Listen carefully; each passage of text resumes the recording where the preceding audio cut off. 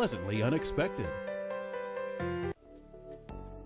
Production and broadcast costs for Sedgwick County Commission meetings have been underwritten by Sedgwick County. KPTS welcomes comments from the public on its broadcast of the County Commission meetings. Viewers are invited to write to County Commission Broadcast, KPTS, 320 West 21st Street North, Wichita, Kansas, 67203.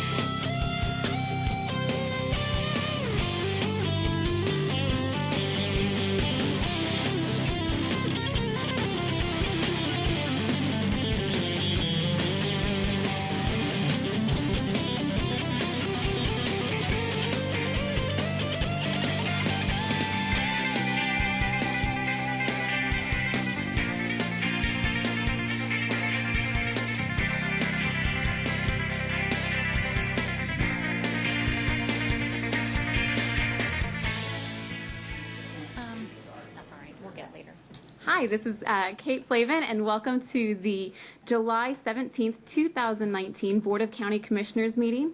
I'd like to remind everyone that the last week was the first week for the Register of Deeds a Veterans Discount Card program, and it's a way for Sedgwick County and participating businesses to show their appreciation to veterans and active members of the military.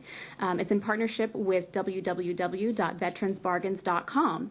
I've got the results from last week, Commissioners. In the first week of the program, I'm happy to report that more than 100 DD-214s were filed and more than 250 cards were produced. Veterans or active service members can file their paperwork or receive the discount card here at the courthouse in the Register of Deeds office, 525 North Main. We're on the second floor. And just a reminder, the discount card is not a formal military ID. It cannot be used as a Veterans Health Identification Card, a DOD identification card, or a state issues driver's license with a veterans designation. Commissioners, we have a full agenda this morning with a packed crowd. We have on the agenda meeting minutes. Commissioners, you'll consider the conditional use permit for a group home in District 2. There's a zoning change from rural residential to general commercial in District 4. You'll take action on a resolution related to the construction of a bridge in District 2. Then you'll consider extending the moratorium for wind and solar energy operation zoning applications. There's 2 donations, one for the Suicide Prevention Coalition and one for the Community Crisis Center. Then Joan Tammany is here for a grant renewal for ComCare as well. And then we get to the fun part of the meeting, the 2020 budget. So County Manager Tom Stoltz will present to you the 2020 recommended budget. And then Budget Director Lori Showalter-Airy will talk about the publication of the maximum property tax levy to fund the 2020 budget and establish public hearing dates. Then you'll reconsider 2 items from last week's Board of Bids and Contracts meeting, and then there's a brief fire meeting today also related to the budget. So, Chairman, I will hand the meeting to you. Well, thank you, Kate. I appreciate it. Just that summary took longer than most meetings. So. Good morning, ladies and gentlemen. Welcome to our board meeting for Wednesday, July 17th, 2019. I want to welcome each and every one of you that are here in attendance today, those that are watching us online on KPTS, and those that are joining us online with the internet. With that, I'd like to call the meeting to order for July 17th. Madam Clerk, next item. Invocation to be led by Pastor Ron Proct, Olivet Baptist Church. Please remain standing for the flag salute.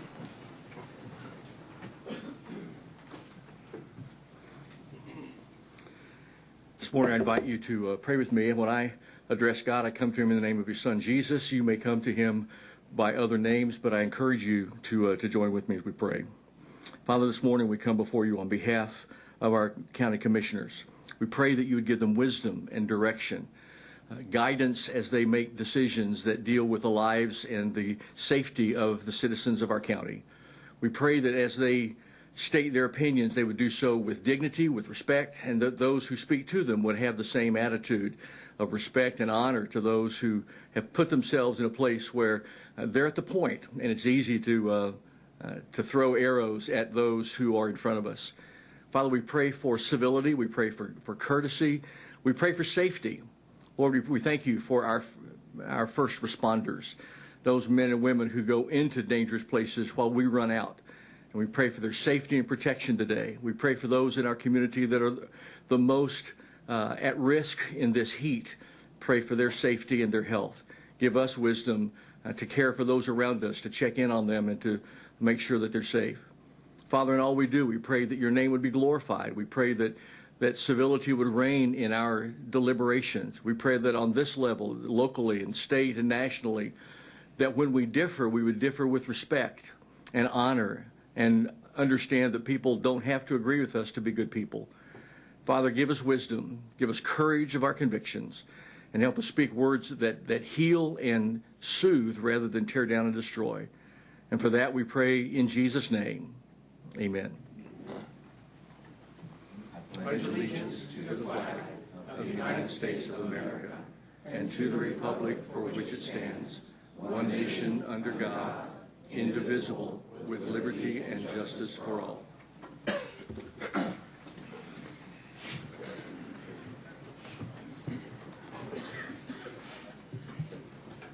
Reverend, thank you very much for being here this morning. We appreciate it. Next item, please. Roll call. Commissioner O'Donnell. Present. Commissioner Cruz. Present. Commissioner Howell. Present. Commissioner Meitzner. Chairman Dennis. Present. Next item, please. Public agenda. Thank you. I have a number of people signed up to speak on public agenda today. I think most of them are here to speak about the conditional use permit. It'd probably be more appropriate that they spoke during that portion of it.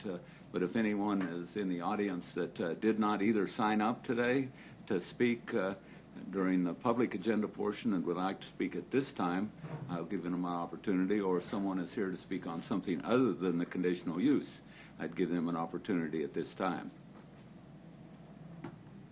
Seeing none, then we'll have everyone that's signed up to speak during the item on the agenda. Thank you. Next item, please. Consideration of minutes. Item A, regular meeting minutes of June 19th, 2019. Thank you. Commissioners, everyone's had an opportunity to review the minutes from June 19th and June 25th. Move to approve. Second. We have a motion and a second. Any discussion? Seeing none, Madam Clerk, call the roll. Commissioner O'Donnell. Aye. Commissioner Cruz. Aye. Commissioner Howell. Aye. Commissioner Meitzner. Aye. Chairman Dennis. Aye. Next item, please. New business. Item C, a county conditional use for a group residence limited to operate as a group home for foster children on property zoned rural residential on the west side of South Hydraulic Road and south of East 82nd Street South. Mr. Uriot. Good morning, Commissioners. Dave Uriot with the planning staff. This request comes to you with a recommendation from the Metropolitan Area Planning Commission for approval. This is shows you the location of the property on South Hydraulic, just south of 82nd Street South. It's a 5-acre tract, unplatted. The applicant is requesting a conditional use permit to take the home on the property. Here you see the aerial. And establish what the Department of Correction or Children and Family call a group home. under the Unified Zoning Code is classified as a group residence limited, as noted in your agenda packet, and based on the information submitted, the definition by DCF of a group boarding home is a facility with a capacity from 5 to 10 children. The applicant, the State Fire Marshal rated the home at a maximum of 7. And as I noted, the Planning Commission has recommended approval. As you can see from this map, this is in the Hayesville area of influence, and this item was taken to the Hayesville Planning Commission in February. And the Hayesville Planning Commission unanimously recommended denial. So you have a recommendation of denial from the Hayesville Planning Commission. And we have just under a 92% protest petition filing on this case. These two actions will require for the Board of County Commissioners, and keep in mind, as I stated, you're acting upon the recommendation of the Planning Commission for approval. If you concur with that, it will take 4 votes for the Board of County Commissioners to overturn and override the protest petitions filed and also the recommendation from the Hayesville Planning Commission. This is the site plan provided by the applicant that shows just the existing home that is at this location, and there's a photograph looking at the home in question. The recommendation of staff in this case was to deny, primarily because of a long history known by the county of high groundwater issues flooding the basement in this home, such that at one point the county had actually requested the Wichita Area Builders Association to provide a recommendation regarding what might be able to be done, and that recommendation was to fill the basement and essentially abandon it as any kind of a living space. So that's part of the record on this case as well, and that was kind of the basis for the recommendation that staff made. Planning Commission's recommendation was for approval, conditioned upon the requirement that before the home would be occupied as a group residence limited or a group home under DCF rules, that it would be the basement would be in full compliance with all building code requirements with respect to the use of that basement area, particularly in light of the known groundwater problems. With that, I would be happy to answer any questions. There's a series of photos of the area. There's a straight-on look at the property, and then this is what's across the street. That's looking north along Hydraulic, and that's looking south along Hydraulic. This photo actually shows one of the things that had occurred at the time that the Wichita Area Builders was looking at the home. One of the concerns was that the ditch along Hydraulic was not adequate to provide proper drainage in the area, and Public Works did go out and did do a lot of work in the ditch and clean that area, that stretch of Hydraulic out. And this photo actually kind of shows the improvements along the ditch to open up more drainage in the area. So with that, I'll be happy to answer any questions the board may have. Thank you, Mr. Yearout. Before we go into questions, this is a quasi-judicial hearing that we're having today. And as such, as commissioners, we need to declare if we've had any ex parte contact on this issue and whether we've made any decisions based on that ex parte contact. So I want to state that I have had ex parte contact on this. I did attend the Metropolitan Area Planning Commission meeting. I was there for another issue, but this happened to be before the issue I was there to listen to. So I have heard that. I have had members of the community come to my office to talk about it. I have received emails on the subject. I have not done any independent research on it other than what I received through emails and through discussions. I have not made a decision based on any of the ex parte contacts, and I feel that I can serve as an impartial judge at this time. Before I move on, do any other commissioners wish to declare any ex parte contact? Commissioner O'Donnell. Thank you, Mr. Chair. I also have had communication both with the applicant and neighbors that are opposed to it, as well as people that aren't even associated with it, just from the outlying community that have reached out to me, and also members of the Hayesville City Council. So, thank you. Thank you. Commissioner Cruz? I have also had contact, both for and against this. I am keeping an open mind. I have done some research. I asked for a study that was conducted on group residences across the country. I also did watch the Planning Commission meeting, not the whole entire thing, but the majority of it. It was kind of lengthy. So yes, I have had ex parte conversation, and I, like I said, I'm keeping an open mind, and hopefully we'll hear your thoughts today that will help me make a decision. Thank you. Commissioner Meitzner? Thank you, Mr. Chairman. I also received a number of communications and not attended or researched to the extent that's been previously stated, but I have received communications, both voicemail and emails, and eager to see what's going to happen on this, because I haven't made my decision yet. Thank you. Commissioner Howell? Well, thank you, Mr. Chairman. I have also received ex parte communication. Let me go through some of that. I listened to the Hayesville Planning Commission meeting, and I read their minutes. I also watched the Metropolitan Area Planning Commission meeting twice, read their minutes. Came up with some questions. I contacted our manager for some clarifying data, some of the things I heard regarding the traffic information, regarding some of the crime information around the area, and regarding the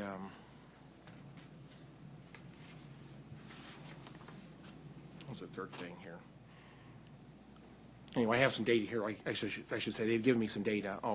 Public safety response times was the third thing. So I have some data from the manager's office and staff that provided that. Some of that came from the sheriff's office, 911 provided that data. I'll be glad to provide that. I also did find an Overland Park study regarding some group homes in that area. I have asked our communications to make copies of that. If anybody here would like to have a copy, the communications over here will provide that for you. And I'll submit that for the record as well. But other things I've done, excuse me, excuse me. I've talked to numerous people on the phone. One of them was Nancy Williams. A few other people like that. I'm not sure exactly. I have a full list. I talked with Susan and Larry Audie. I've talked to Jared Holcomb, who's with Youth Horizons. I've talked with Ernest Alexander. Generally, he's with Youth Horizons about that. I have had emails from Robert and Carrie Jones, Alan Dietrich, Molly Truxell, maybe a few others I can't find. Those are opponent emails. I also had a proponent email from Renee Dexler. And I think Gary Chapman, who lives directly to the west of this property, I did meet with him and his wife and some of the neighbors there. We met in their home for about an hour, and they presented some information to me. Again, I didn't provide any feedback. I primarily listened and told them how the process would work. I will just say this, that I maintain an open mind on this matter. I will base my decision upon the information and statements made during this meeting today. I'm very interested in foster care naturally, and so this is a very important topic, and so I've spent quite a bit of time thinking about this and listening and talking to people. But again, my decision today would be based on the information presented at this meeting. Thank you. Thank you. With that, Mr. Uraut has made a presentation. Do any commissioners have any questions of Mr. Uraut? Commissioner, Mr. Chairman, I think Justin Wagner has a couple of comments to make. Very quickly.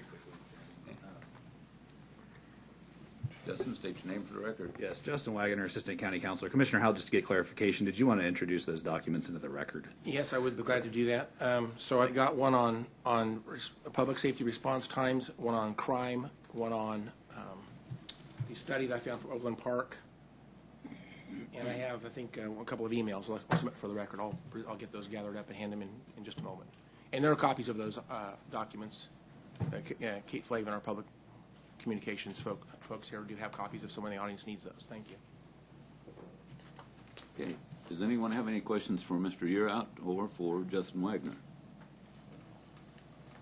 Seeing none, thank you very much. At this time, I'm going to open it up to public comment. As we go through public comment, let me make a couple statements so that everybody understands the way that I'm going to run the meeting from this point forward. First of all, I'm going to give the applicant or agent 5 minutes to start. From that, I'm going to give the opposing attorney 5 minutes to start. From that point forward, I will go through the list of names that signed in today, and each of those individuals will get 3 minutes. I'm going to be very particular. Our clerk is going to keep track of time here. She's got a stop sign. We'll give you a little bit of a fudge beyond that, but not much. When your time is up, we're going to go to the next individual. So I hope everyone understands the ground rules as we move into this.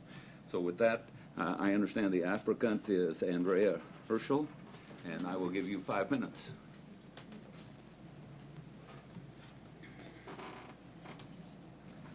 Good morning. Please state your name for the record. Good morning. My name is Andrea Henschel. You can pull that down. Is it?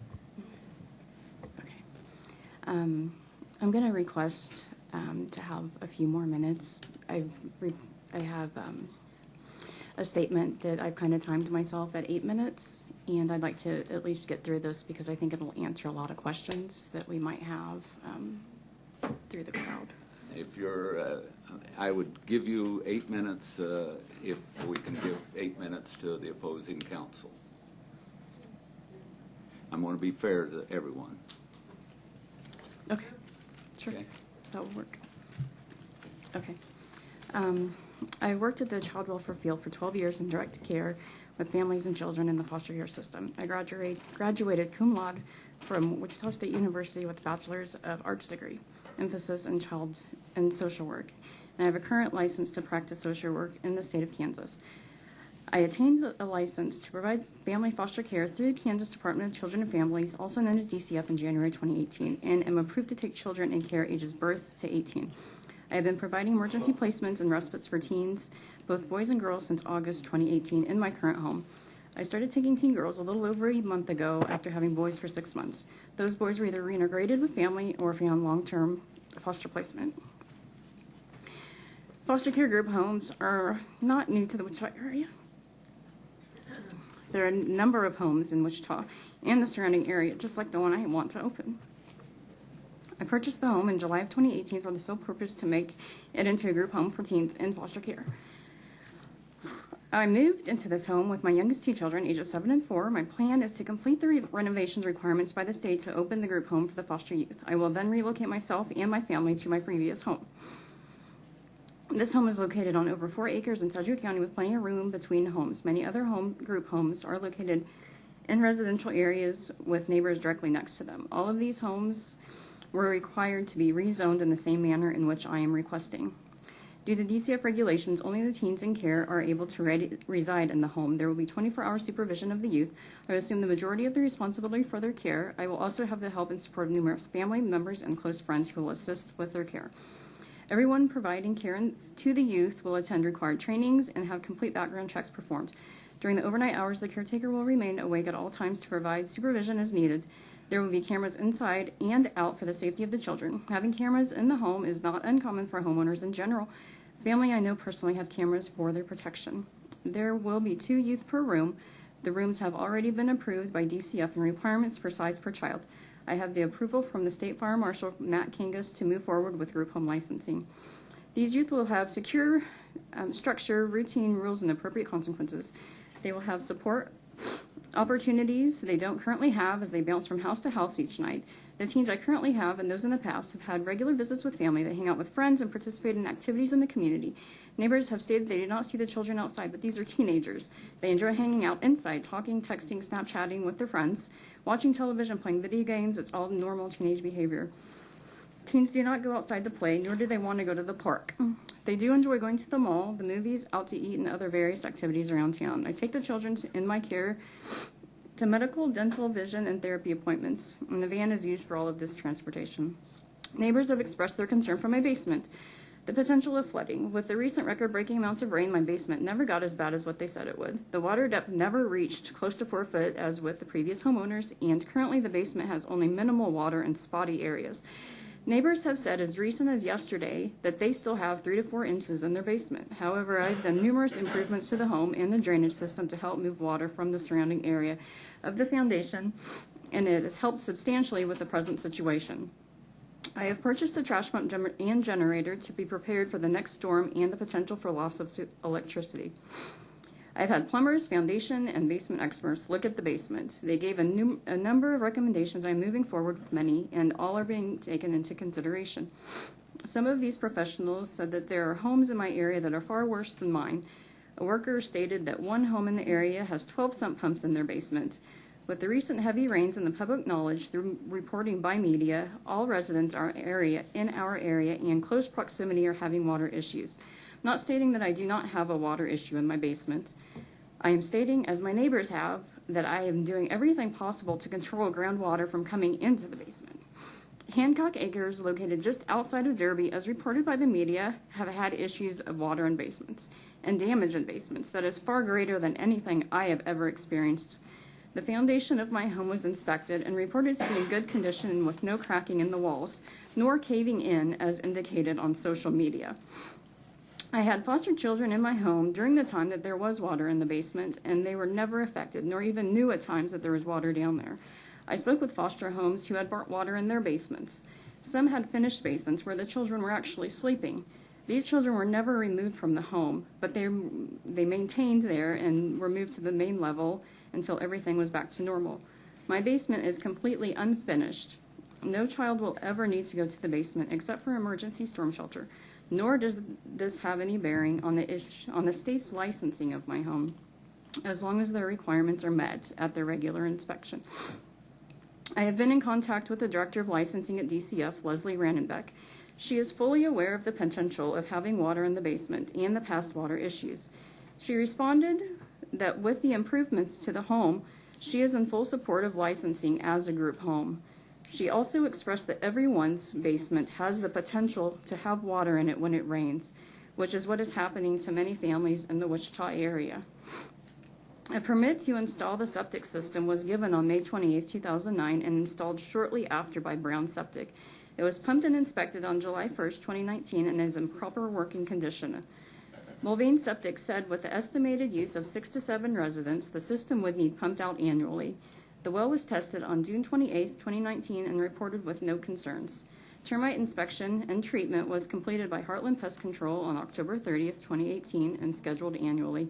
A home inspection was performed in February of 2019 for mold, and there was none detected. Neighbors have expressed the issue of my yard not being mowed, or having never been mowed since I moved in. I have to, in fact, mowed my yard once a week during the season. When I purchased the home a year ago, the field south of my home was as tall as it was prior to me mowing it last week. McCurdy Auction said the previous owners let it grow for months, if not more, and someone came to bail it. The previous owners made no attempt to have it mowed prior to closing, and it was then my responsibility to mow it. Mowing was difficult this year due to the ground being so wet. The field to the north of my home is not my property, and it is overgrown, as well as many other fields close by. I've spoken with the sheriff's officers in our area, and I've made them aware of the potential for a group home for foster boys. Their response was positive, and if dispatched to the home, they could be there within minutes if needed. To date, I have not experienced any misbehavior, mischief, or questionable behavior toward anyone in the neighborhood by my foster children. These children have needs, the need for attention, security, and a structured home life.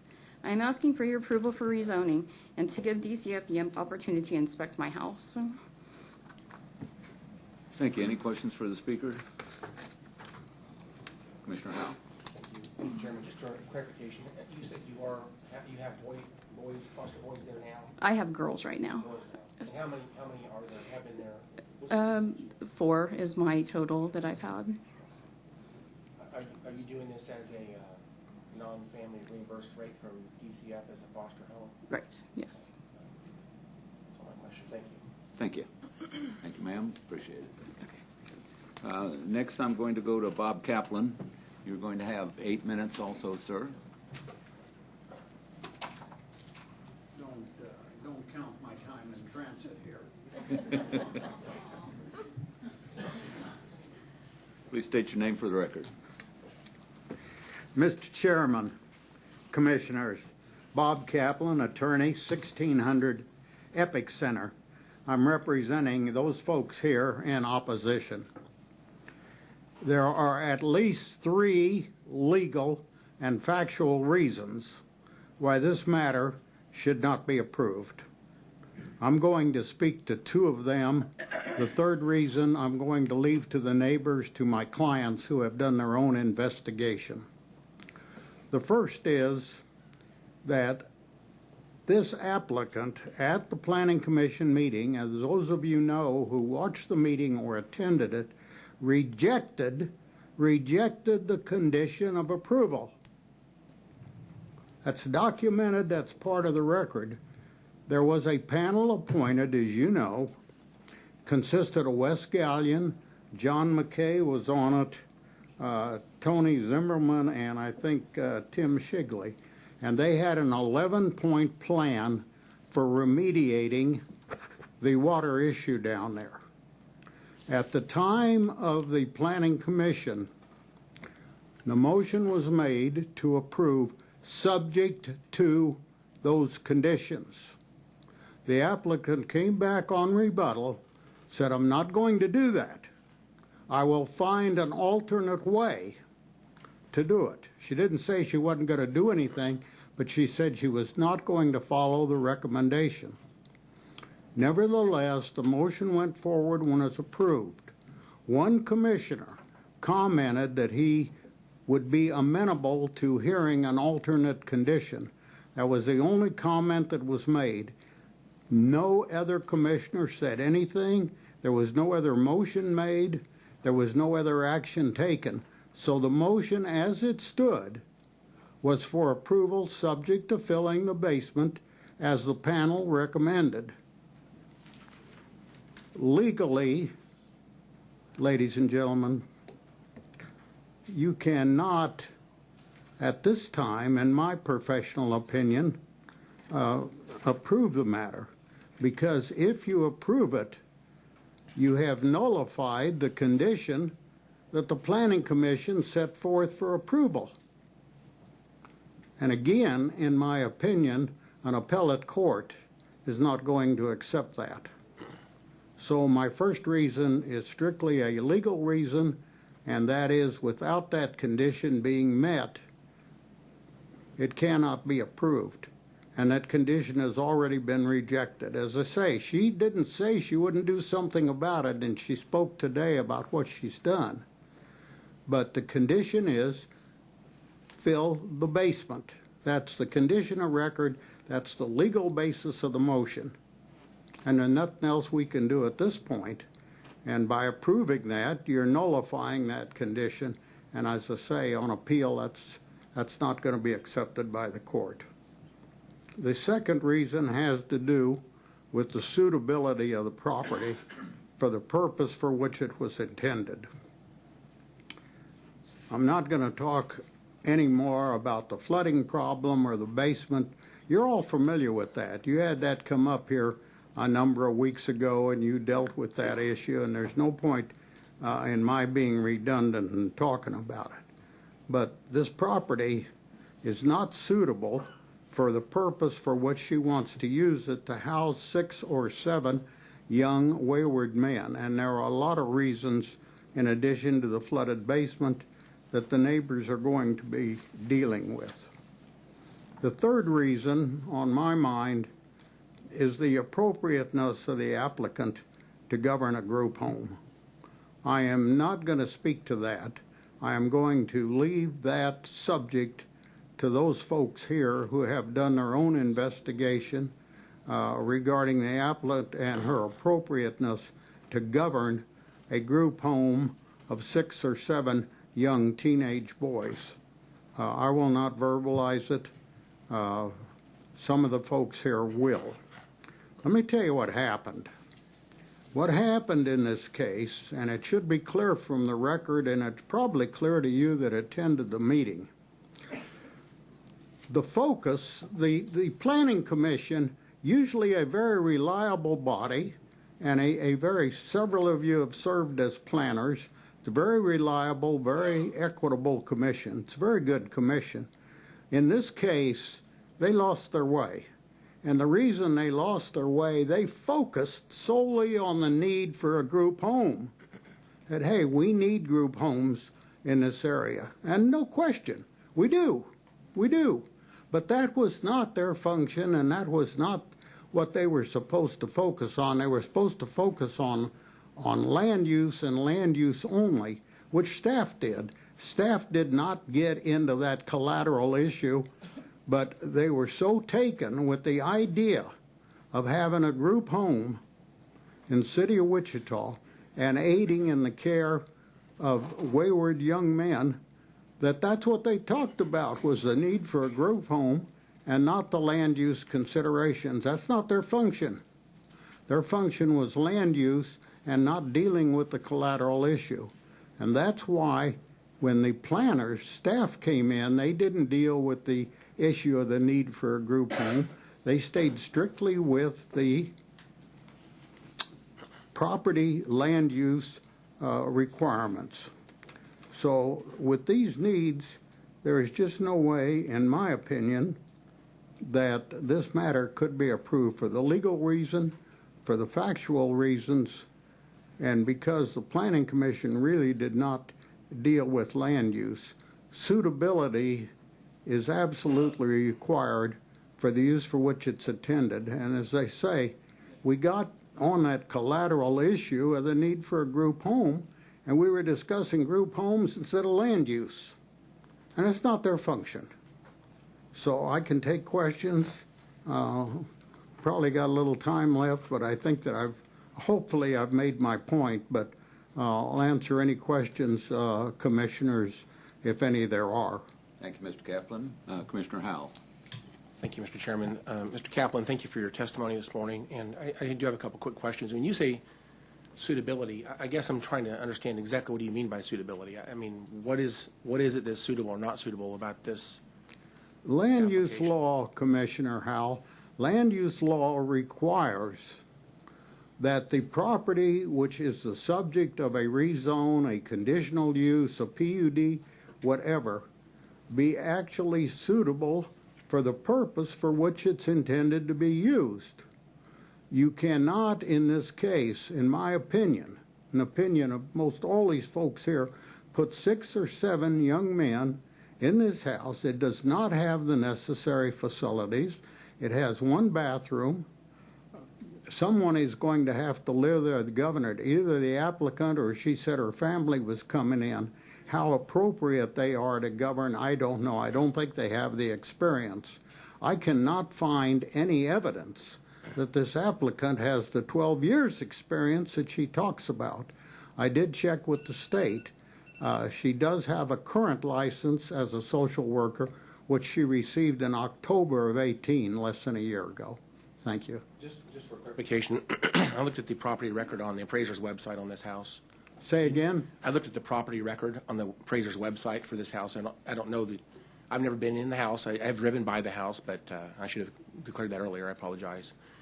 But on the property record, it says there's 2 bathrooms. I don't know if that's true or not, but is there 1 bathroom or 2 bathrooms? She's saying it's just 2 bathrooms. Okay. Well, it may be. Okay. Possibly I'm mistaken on that point. I'm recalling what I think Mr. Warren was his name, the plumber who had been in the house many times and spoke at the Planning Commission. I don't have his testimony, but I thought there was 1, but there may be 2. But there's other problems, Commissioner. There's no sidewalks in the area. There's no services in the area. These young men, if they want to go buy a Coke, they got to walk down the street into the city of Hayesville. They're just a lot of reasons. Okay. The need is there, and the intention is good, but this place is not the place for a group home. So just want to clarify. So for suitability, that's the type of thing you're saying is there are no sidewalks or that type of thing. That's what you mean by suitability? It's not the right location? I'm just trying to understand. All right. Okay. Last thing is, I guess the Builders Association, you mentioned Wes Gallion and John McKay and others got together and made a recommendation to the previous owner about how to repair this issue, and they made a recommendation. But I assume there are other options. For example, if the applicant wanted to, replace the structure with an entirely different home, for example. That would be an option she would have, but she wouldn't want to do that, I would think. That panel was the Wichita Builders Association, and I mentioned the people that were on it, qualified, experienced people. And my reading, and I'm sure you have the report, and I'm sure you've read it, my reading of that report indicates that the only solution is to fill that basement, that there is no alternative solution. This is not surface water, this is subsurface water that's coming up out of the Arkansas River Basin. And there is no pump, according to that panel, available that is going to handle the quantity of that water. People that have been in the house, I have not, said that it gets to 4 to 5 feet of depth. Now, the applicant denied that, but that was the panel's suggestion, and some of the folks that have been in there found water marks on the wall 4 feet above the floor. I understand. What I'm saying is that this was a recommendation by WABA, but it wasn't a binding. No, it wasn't a binding action. No.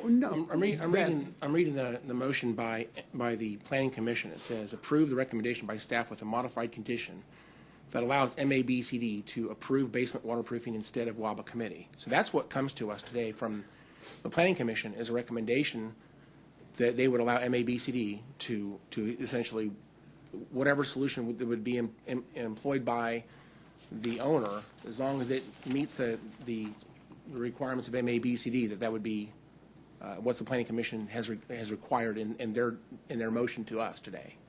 I do not read it that way.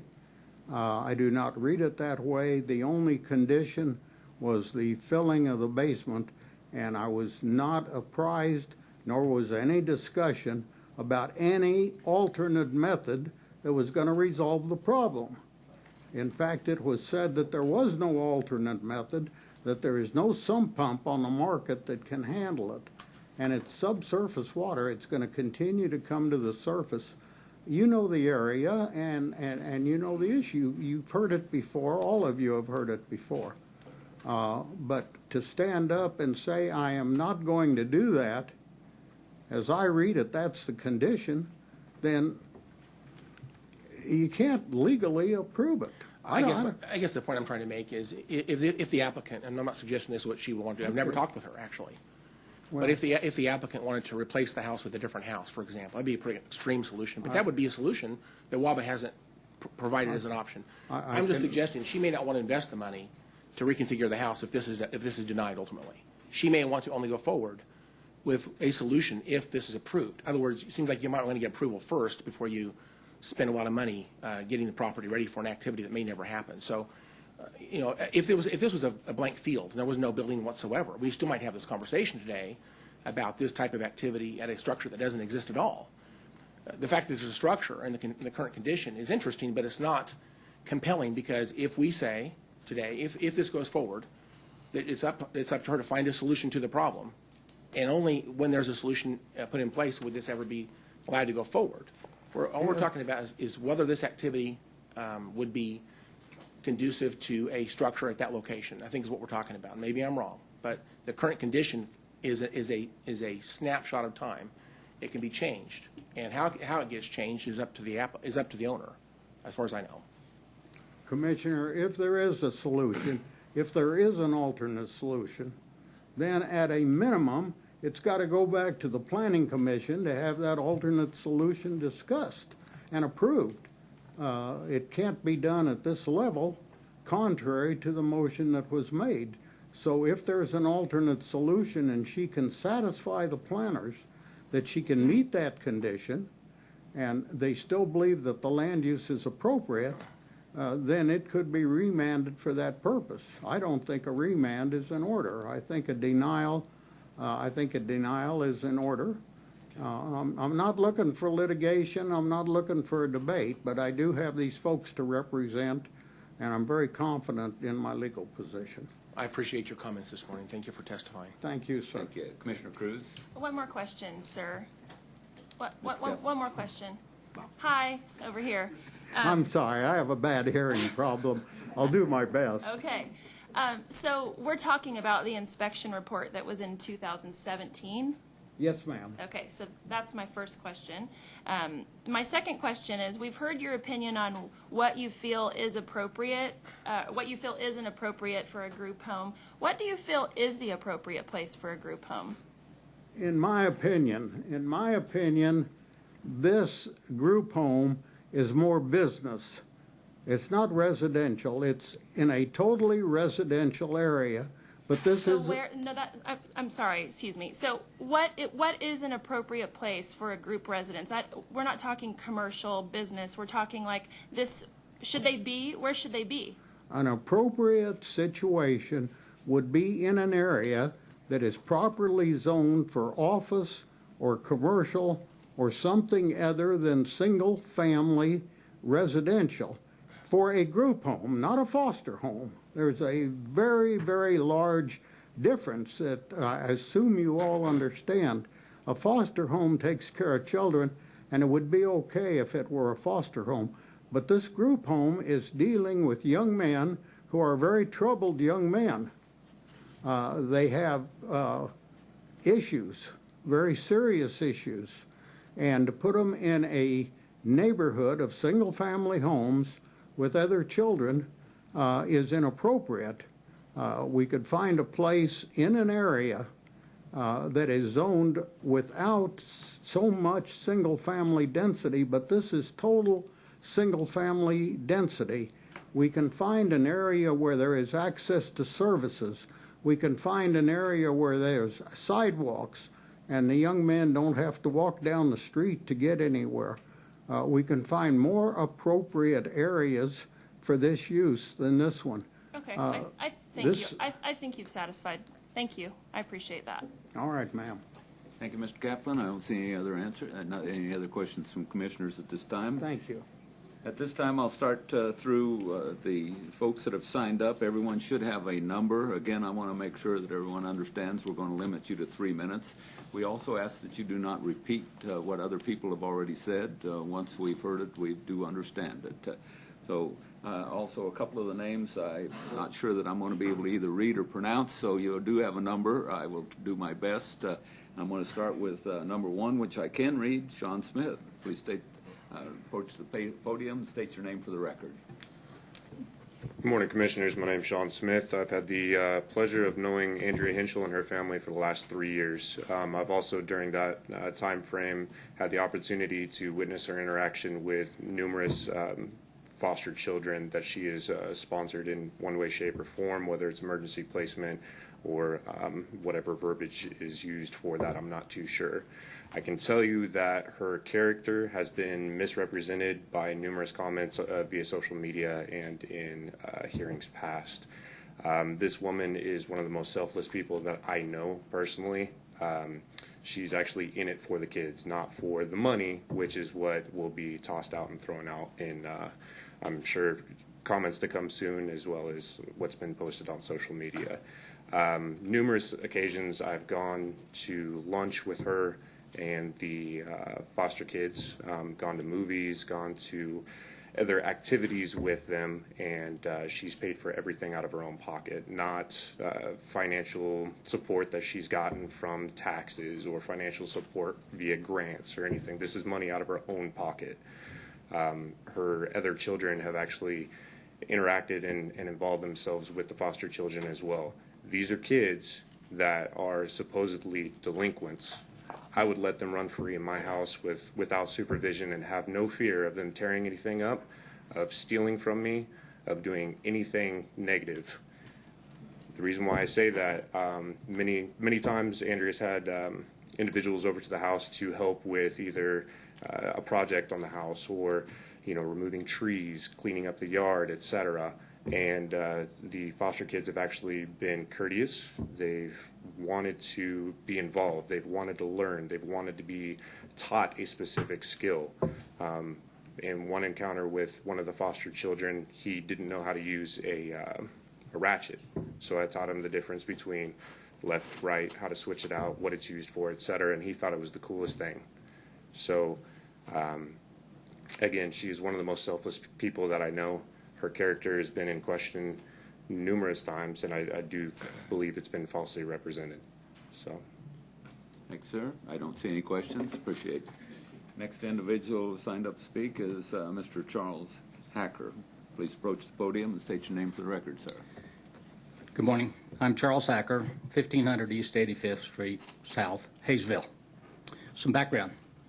My wife and I moved from southwest Kansas about a year ago to 85th Street South. We found the area to be a quite quiet residential area with well-maintained lawns. We have found the neighbors friendly and very informative about how a water issue could arise with an influx of rain and how it would affect the various houses based upon their locale.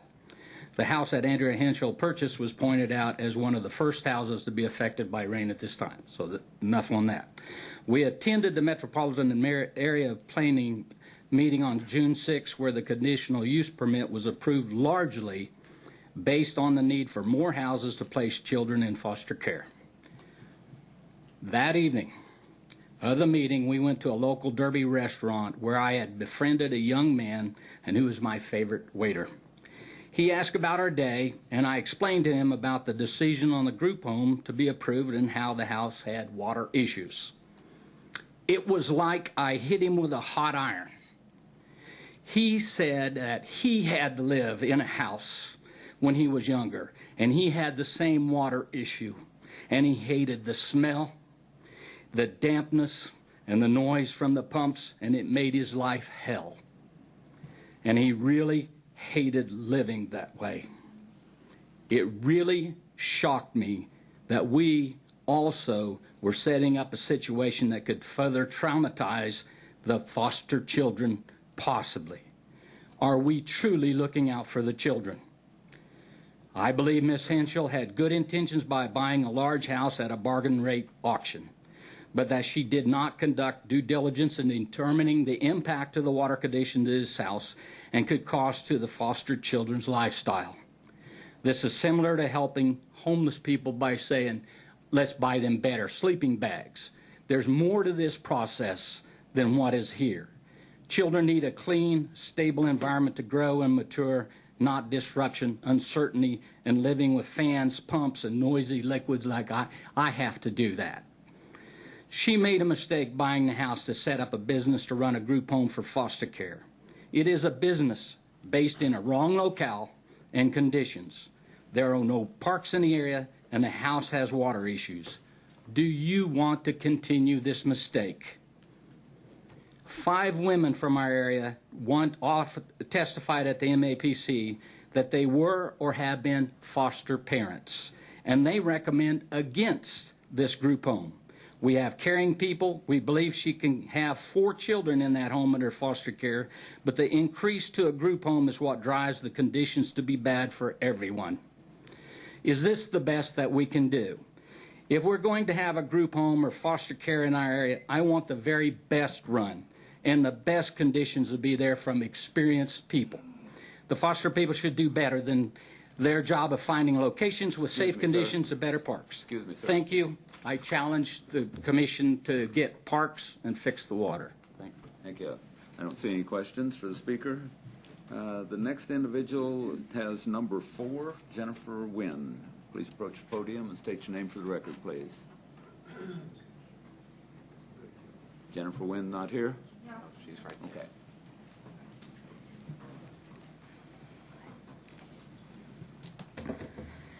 You have 3 minutes. State your name for the record, please. My name is Jennifer Wynn. And today, we're really here, in my opinion, not to discuss anything other than what is the best interest of these children.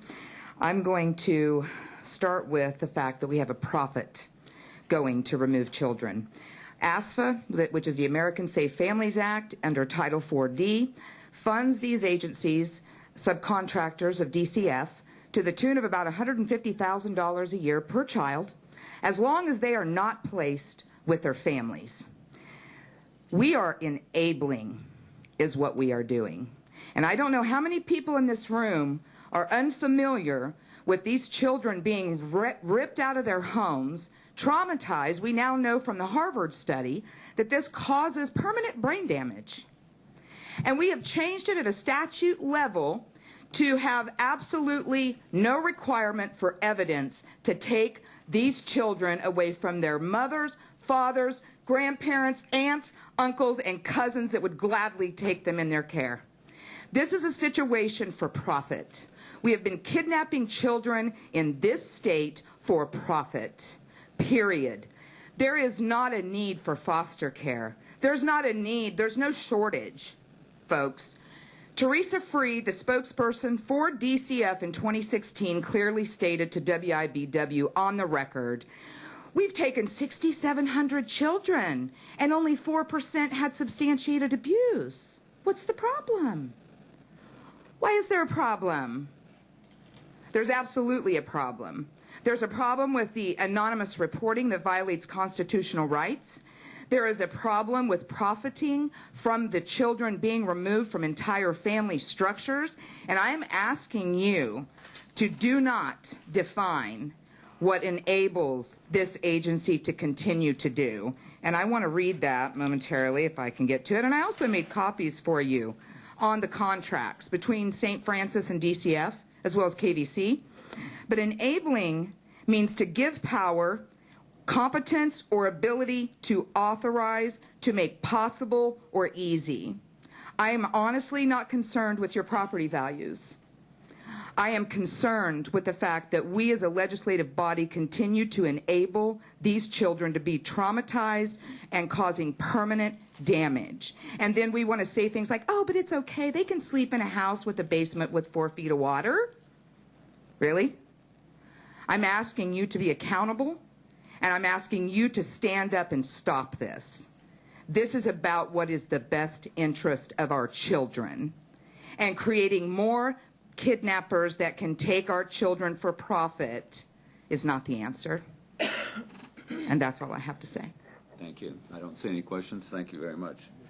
The next number is number 5, but I can't read it. I think it may be Bob, but I'm not sure. Number 5. That was me, Mr. Commissioner. Bob Kaplan. Oh, that's Bob Kaplan? I'm sorry. Couldn't read the rest of the road. Okay. Then. No better than my hearing. Okay. Number 6 we scratched off. Next should be number 7 then. Ron Way, is it? I'm sorry.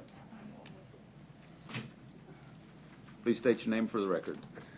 My name is Ronald Wolf. I go by Ron. Live 8401 South Hydraulic, the property directly south of the said group home that is before the commission. I've lived in Sedgwick County for 70 years, and 40 years at that same location owned the property. I'm a Vietnam veteran, and I am against the orphanage that is possibly before you. Foster care I have no problem with, but if you hide it under an LLC and putting somebody else in charge of children that you're not directly in charge of, I have a problem with. To the groundwater, I've put wells and property in Hayesville and my property and other surrounding areas. I'm well aware of the groundwater problem. I've farmed the area for farmers. Excuse me. So it may be impossible to have any of those children down in the basement because of the groundwater. I've talked to both the previous owners about filling in their basement, and they denied it. We're at the present moment, there are 2 4-inch lines running into the bar ditch in front of their house, trying to take care of the water problem. You're not going to take care of that water problem. I've known about it for 70 years. Well, less than that, 40. But, so, I'm for, foster care, but in this situation, when you don't fill in the basement like you're required to do, or so on and so forth, that I'm adamantly against the orphanage. Thank you. Thanks, sir. I don't see any questions. Number 8 has been scratched off. I'm going to go to number 9, Carla Kearns. Please approach the podium, state your name for the record.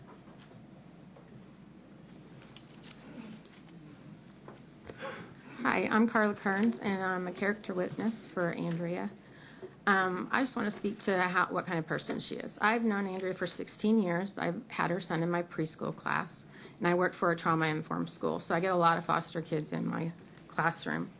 And I've only known Andrea to be devoted. When she first came into my class, she's very devoted to her child. She was there as much as she could be.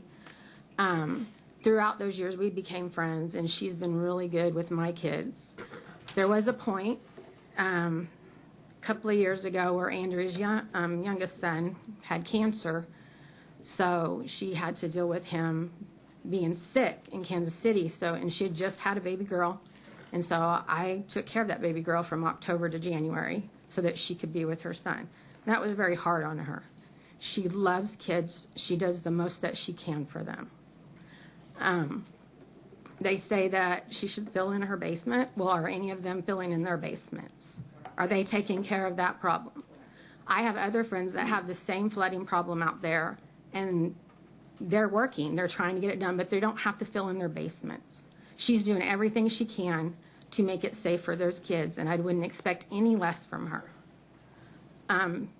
She has been working so hard as a single mom for so many years to get her degree and to be where she can advocate for kids.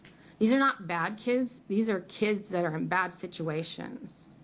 They need a place to be loved and find compassion and stability. They need a family environment. They don't need a place around a bunch of buildings. They need a place where there's community. I have teenage sons. They don't go outside. They don't walk to town. That's not them. That's not this generation.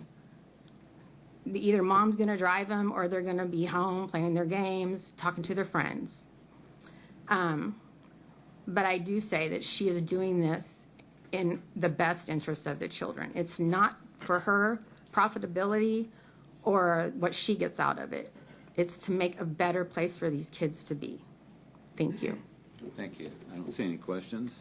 The next number is number 10, Susan Sade, maybe? Sorry. Please state your name for the record. I'm Susan Audie. I'm sorry, I got the wrong That's all right. last name. Derby, Kansas. Andrea Henschel has all of the qualifications to make this group foster care home work. The education, the background experience, the fortitude necessary, and most importantly, the desire to help these children. She found a location with 4 acres that has direct access to hydraulic without having to enter the neighborhood directly. This home had been severely neglected by the previous owners who had just stopped taking care of the property. This home has also had some bad press, but the previous owners were making the situation a whole lot worse than it actually was in reality. You have to do regular maintenance on a home.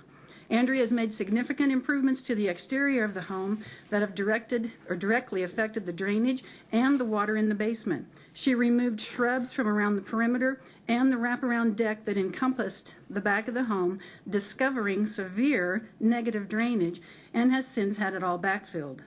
The gutters were clogged and the downspouts were draining next to the home. This allowed additional water to go directly beside the foundation and back into the basement. A plumber found that 2 of the 3 sump pumps pipes were clogged. Larger drainage pipes have been installed, which allows for the increased amount of water to be removed from the holes and the pipes extended to drain away from the home. As she has she's made extreme efforts to get this home up to standards to pass all inspections. As for the children, there will always be those that have fabricated in their minds a definition of what these kids are, and then they lump them all together in the same definition. According to these people, all of these children are either thieves, drug addicts, sexual offenders, and they do not deserve help from anyone, nor any opportunity to improve their lives. These are hopeless and destined to life of this supposed criminal activity. Let me ask you this. If you do not want anyone to help them, then what do you want to do with these children? Sadly, those individuals like Andrea that do step up to offer help are maliciously attacked because they now are a part of the broken system of foster care. They are subjected to false accusations about their qualifications, character, and motives. I say false accusations because none of these people know Andrea, nor do they know any of these children. People only hear and focus on the negative. There are success stories of reintegration with families and loving and caring foster homes where children are taught life skills and encouraged to respect themselves and others and become contributing members of society. No one is beyond hope. God can change them. He knows what they can become, and He loves them because of who they could be, but as they are. As I stated previously, Andrea has all the qualifications, and I believe that these children deserve a chance, and she is willing to step up and give it to them. She has shown an extreme commitment through this entire process while being denigrated that she is not one to give up on something that she believes will benefit these children. I ask that you approve her request for rezoning and allow DCF to determine if the home meets their requirements and/or restrictions as a group foster care home. Thank you. I don't see any questions. The next speaker is number 12, Carla Whaley. Please approach the podium, state your name for the record.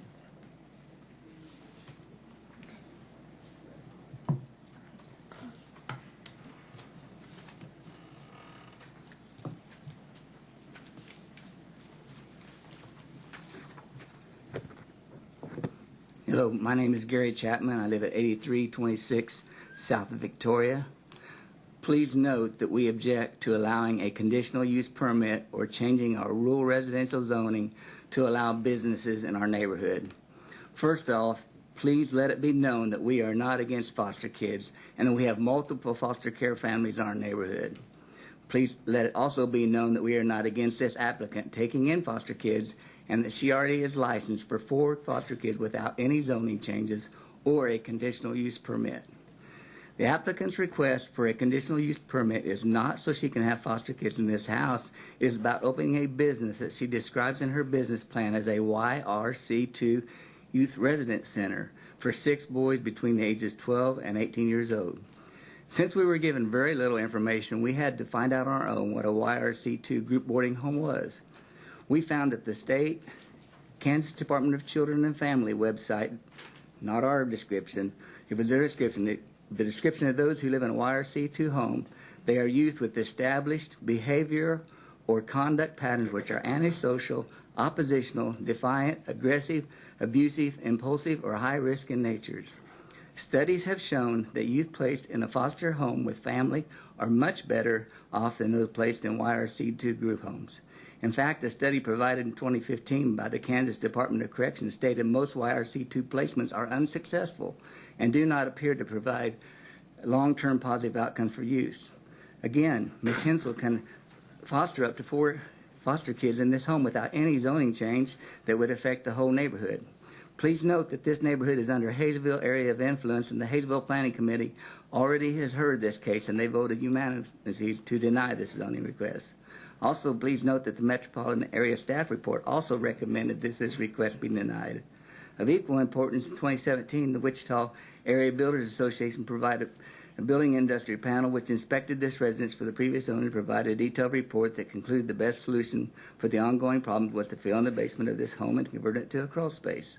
Please note that over 91% of the residents within 1,000 feet of this property filed official protest petitions against this request for this conditional use permit.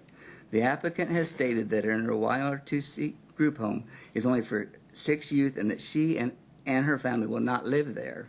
It does not make sense to approve this conditional use permit and go against the Hayesville Planning Commission, the Metropolitan Area staff recommendation, and over 91% of the neighborhood for an additional 2 children. Thank you. Thank you. Commissioner Howell has a question for you, sir. Yes. Thank you, Mr. Chapman, and I appreciate you coming today. And we did meet earlier, is that correct? Yes, we did. That's right.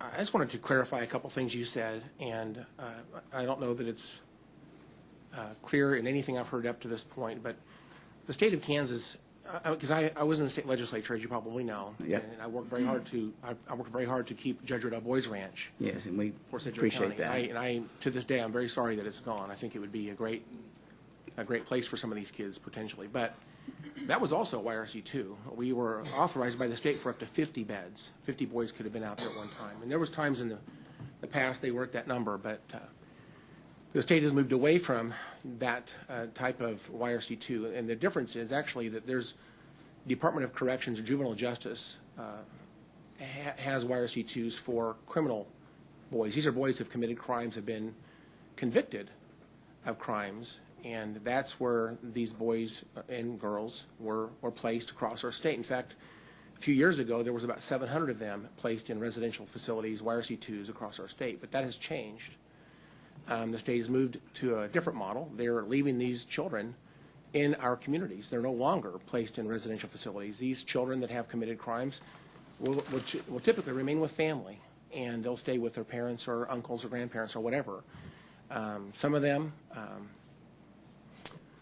I asked our staff recently, how many of these juvenile offenders are also children in need of care? And I was surprised to find out that right now, as of yesterday, apparently there was one child in our state, and it's placed in Pratt. The Department of Corrections as well as DCF has an interest in the placement of that child because he's both a child in need of care, and he's also a juvenile offender. So that's a very special case, and they had to treat that one specially because there's really not any longer. There's no more YRC2 criminogenic beds in our state. They're all gone. Well, there may be a few, but they're not very many, if any at all.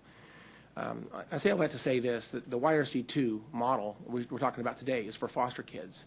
DCF uses the same YRC2 model that the DOC, Department of Corrections, also used to use. And so when you say YRC2, and you go back in history, there's actually two different kinds of homes out there that are YRC2s. So if you look at data around YRC2s, you might be looking at criminogenic homes from before. You might be looking at foster children, sink homes today. I just want to reference that point because I think it's important for everybody to know that there's a difference. And what we're talking about in this case is a YRC2 for foster children. These kids would be placed in foster homes if there were options available, but there's not, which is why the state has created places for these kids to go by contracting with places around Wichita and potentially this applicant, if they were approved, to put some of these kids in places like that the state has created, and they pay for it. And so a couple things are different. And she said that there's 4 girls there now, and as a foster home, you can have 4 unrelated children placed in a foster family home, and they get a reimbursement rate of about $20 per day, and it's just a regular family home. Just like you live at your home and you probably went to bed last night and got up this morning, that's what they do. A YRC2 requires 24/7 monitoring. In other words, they're not allowed to go to sleep. It requires a 1-to-7 supervision ratio at night. Or I shouldn't say, I think that's it. I'm not sure if it's a day or night, but it's a 1-to-7 ratio. So that usually these group homes are 7 or less residents, and they have someone who's a paid staff typically to watch and supervise these children 24/7. And so that's why they pay a fairly high reimbursement rate, and that's how it becomes a business. Yes. So my history back when Judge Rideau Boys Ranch was around, reimbursement rate was about $126 a day. Yes. And at that reimbursement rate, Sedgwick County could not make it work. Or we shut that down because of lack of revenue from the state of Kansas. I think the Kinloch Boys Ranch, and I see Jared in the back room there. I know Jared personally. He's the executive director of Youth Horizons. If it wasn't for churches supporting Youth Horizons as a ministry or as a missionary outreach of those churches, the state reimbursement rate, that Kinloch Boys Ranch out in Wichita would not work. It requires supplemental funds for those 28 boys, I think it is, for that ranch to work. And so as a business, $126, and that's just been changed, I guess, to $127 and change a couple of years ago. But at that rate, they've got to provide 24/7 supervision and clothing and food and transportation. They've got to get to Are they not reimbursed for some of those things as well? I would actually say I'm not so sure there's a lot of money to be made, is the way I would see it, in terms of a business. And we're talking about going from 4 kids in a foster home setting, foster family setting, to 6 or 7. I heard you say 6. I heard 7. I'm not sure what the number is. She said 6 in the last meeting. But let's just say 6. So going from 4 to 6, we're adding 2 of the same type of kids. And with respect to the list that antisocial, and I read it, it's actually in the minutes of the MAPC, so that's where I got it. I think from your testimony there as well. Antisocial, oppositional, defiant, abusive, aggressive, impulsive, and high risk. Those are the 7 adjectives are used to describe these kids. My question would be, why are these kids classified as that and other foster kids aren't? I don't think there's actually a difference. I think all foster kids come from the reason they're in foster care is because their home setting is such that the kids are not considered safe and taken care of in an appropriate way in their home. And so the state DCF takes them away so that these kids would be safe. And that's the whole point. And so they come from very dysfunctional families. And a lot of these parents are having lots of life problems. And so these kids, for their own safety, are put in a different environment. And I would say that I think foster kids that come from these types of settings, whether they're in foster family homes or group homes, may experience the very same adjectives, the very same type of character traits may impact any foster kid in the state of Kansas. And I may have some other things to say, but I just want to point out some reference points here, because I think as you talk about YRC2s and as a business, I want people to understand what we're talking about. And there is a point of history that these YRC2s have been used for criminogenic placements, and that's not happening anywhere really. I think there's one child in the state of Kansas right now that's placed that has that classification, and they're in Pratt. So it's a very rare situation there. So, do I have the opportunity to answer some of the things that you just addressed? Up to Chairman. Yeah. I mean, you talked to me quite extensively about your knowledge, and I will tell you that throughout this process, we've got more knowledge about this subject now than we ever did. I'm not going to compare it with you. I believe that you are very knowledgeable. I understand that your son is a supervisor at Youth Horizons, and that from what we've seen at Youth Horizons, it's a ministry that is involved with the community. It is a ministry that involves the pastors there. They are, to me, I see that set up, and I see this as a family-run. And I'm sorry, sir, but it is a business. I mean, you can slice it any way you want, but it is a business, because she states she cannot live in that home because it is a business. We are not against foster kids. We have, and I don't think it's fair to us as a group of concerned citizens to say we're against foster cares. But we did not describe those kids. The Department of Children and Families is the one that gave that description. So either their description is wrong, or what you're saying is that they gave the wrong description. I'm not sure which it is, but something doesn't add up here. And we as concerned neighbors can only go by what we see. And we say that she can have the 4 foster kids in that home without changing anything. So it does not make sense to me to change it to a family business for 2 additional kids. And that is my point. And I do see Youth Horizons as a completely different type of a setup. I see Lakeside as a different kind of setup. And they are not in residential areas. There are some homes around it, but they are sparsely located in those areas. And any satellite view will back up what I say. I know there are some homes in Wichita that are in residential areas that for 5 or 6 kids, but those homes look to be very well taken care of, and there's accountability there between people that are not family members. I have a problem when you have a family member talking about another family member. Are they going to turn them in if something's wrong? Or the place that this lady works, St. Francis, that provides these kids to this home, are they going to be accountable for this? I'm just concerned about those things, and I think I have a right to be concerned because I live directly behind that. Sure. So it's not that I don't care about kids. Don't get me wrong, and I appreciate what they're doing out there. I appreciate your testimony once again. I may have some other comments or questions later on, but I thank you for your rebuttal. Okay. Thank you, Mr. Chapman. I'm sorry I didn't call your name. I was looking at numbers rather than names in an order. So, Mr. Chapman was the previous speaker. Now we'll call Carla Whaley. Okay. Thank you. Are we going in a different order? Could I please go next? I'm on my break and I only have a few minutes, if Carla doesn't mind. Okay. Would that be okay with everyone? All right. Well, state your name for the record then, please. My name is Debbie Provines, and I reside at 8327 Victoria, along with my hardworking, loving husband, Ron, over there. You know how nice it is to drive throughout one's neighborhood, gazing at the nicely manicured lawns and beautiful flowers and foliage during the summer months. But that's not been the case as we drive into our neighborhood off of South Hydraulic and 82nd Street South. Since that property was sold at auction to Andrea, the 2 acres beside her house have not been maintained, and is now 6 foot tall give or take a foot. A sore eye, to say the least. Although it has been reported to the county and the city, it has been ignored by her to cut down the weeds, one of the many rules that she does not abide by. Since she has been in our neighborhood, she has just brought it down. Which brings up the Wichita Eagle article. Neighbors plan to open a foster care home near Hayesville.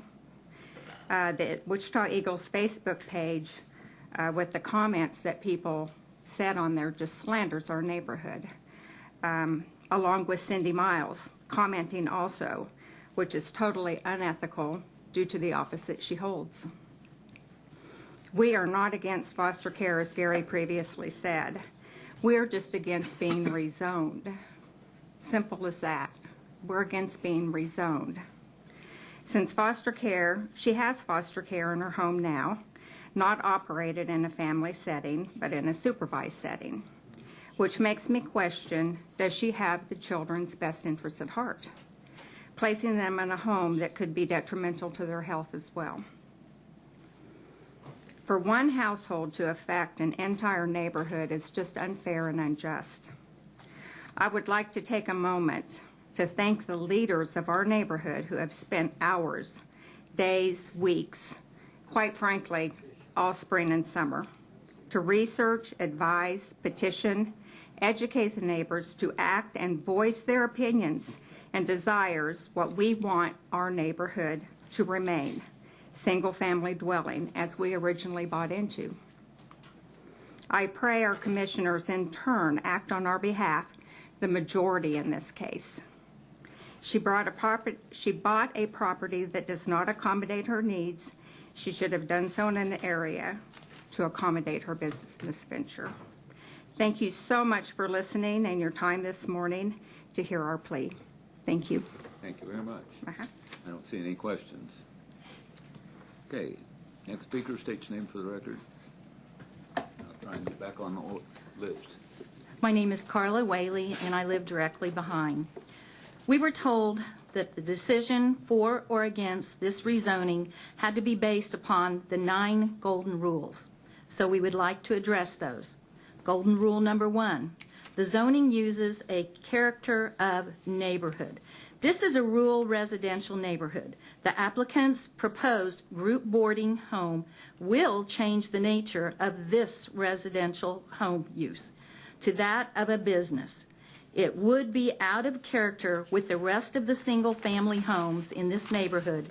We object to allowing business in our neighborhood and therefore setting a precedence that could bring more zoning changes in the future and even more businesses, which forever changes the character of our rural residential neighborhood. Golden rule number 2, the suitability of the subject property for the uses to which it has been restricted. This home is currently zoned rural residential. This home can continue to be used as a residence. However, your metropolitan area planning staff found that a group home for foster care in this house was an inappropriate use out of this property, given the history of the existing structure and the recommendation by the Wichita Area Builders Association to fill in the basement because there was no other way to stop the ongoing flooding problems. Mind you, if there are any safety or health risks associated with having standing water in this basement for months on end, or subsequently black mold, that the applicant has already stated that she and her family will not be living there. Those potentially affected by those safety and health risks will be the foster care kids that do live there and are entrusted to the state's care. Golden rule number 3, extent to which removal of the restrictions will be detrimentally affect nearby property. If you grant a conditionally used permit allowing the YRC2 group home in this neighborhood, it will very likely impact the value of our surrounding homes. J.R. Boria, a real estate professional in our area for over 30 years, shared with us about the Encore study dealing with the effect of these group homes in the neighborhoods. With homes valuing more than $150,000, the study showed that the homes saw a decrease in value from 12 to 19%. And on average, they took 35 to 63 days longer to sell. It showed that adjacent properties to the group homes take much longer to sell. Thank you for your time. Thank you. I don't see any questions. Next speaker is Monica Johnson. Hi, I'm Monica Johnson. I live at 1517 East 85th. I'm going to be bouncing off hers, continuing with Golden Rule 3, a extent in which removal of restrictions will detrimentally affect nearby property. In all wisdom, the value of a home is not only determined by the county appraiser, but also by what the market will bear. Our property values have continued to rise based on the selling prices of homes in our neighborhood because people sell these homes during dry times after the basements have been refinished. Through this rezoning battle and the recent flooding problems around our neighborhood being covered by the newspapers, the TV stations, and all the social media, it is now and very well documented and will very likely impact the value of our homes and the ability to sell them. Who among you would be willing to buy a home listed for sale with the description, nice, updated 4-bedroom, 2-bath on a 1-acre, Finch Yard, Derby Schools, nearly remodeled basement for only $250,000. During heavy rains, multiple sump pumps can run for months on end. If your sump pump fails or the electricity happens to go out, be careful because the basement will flood in a matter of minutes. Also located at the entrance of our neighborhood is a group home for high-risk teenage boys. Great place to raise your family. Don't miss out on this deal. Ask your real estate agent for a showing today. Golden Rule number 4. Length of time subject property has remained vacant and zoned. The property did not sit vacant. The current owner moved in as soon as she purchased the property. Golden Rule number 5. Relative gain to public health, safety, and welfare as compared to the loss in the value of the hardship imposed upon the applicant. The value of the home should be at the same as it is when it was purchased at the auction 1 year ago. In fact, the recent county appraisal probably said it was even worth more. The applicant can live in the home with 4 foster kids under the current zoning, or she could sell the home. There were other people interested and bidding on this property at that auction. Golden Rule number 6. Conformance of requests changed to adopt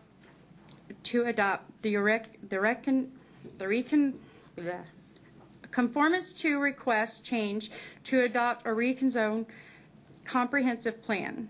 The Community Investment Plan 2015 to 2035, despite the location as being in the Hayesville urban growth area, the Hayesville Future Land Use Plan map shows that the subject of the property as future resident use. The resident changed for a conditional use permit to establish a group resident on the property would not be within the Hayesville Future Land Use Plan. Thank you very much. Next speaker is Monica Johnson. That was me. That was you. I'm sorry. It's okay. Kelly Chapman.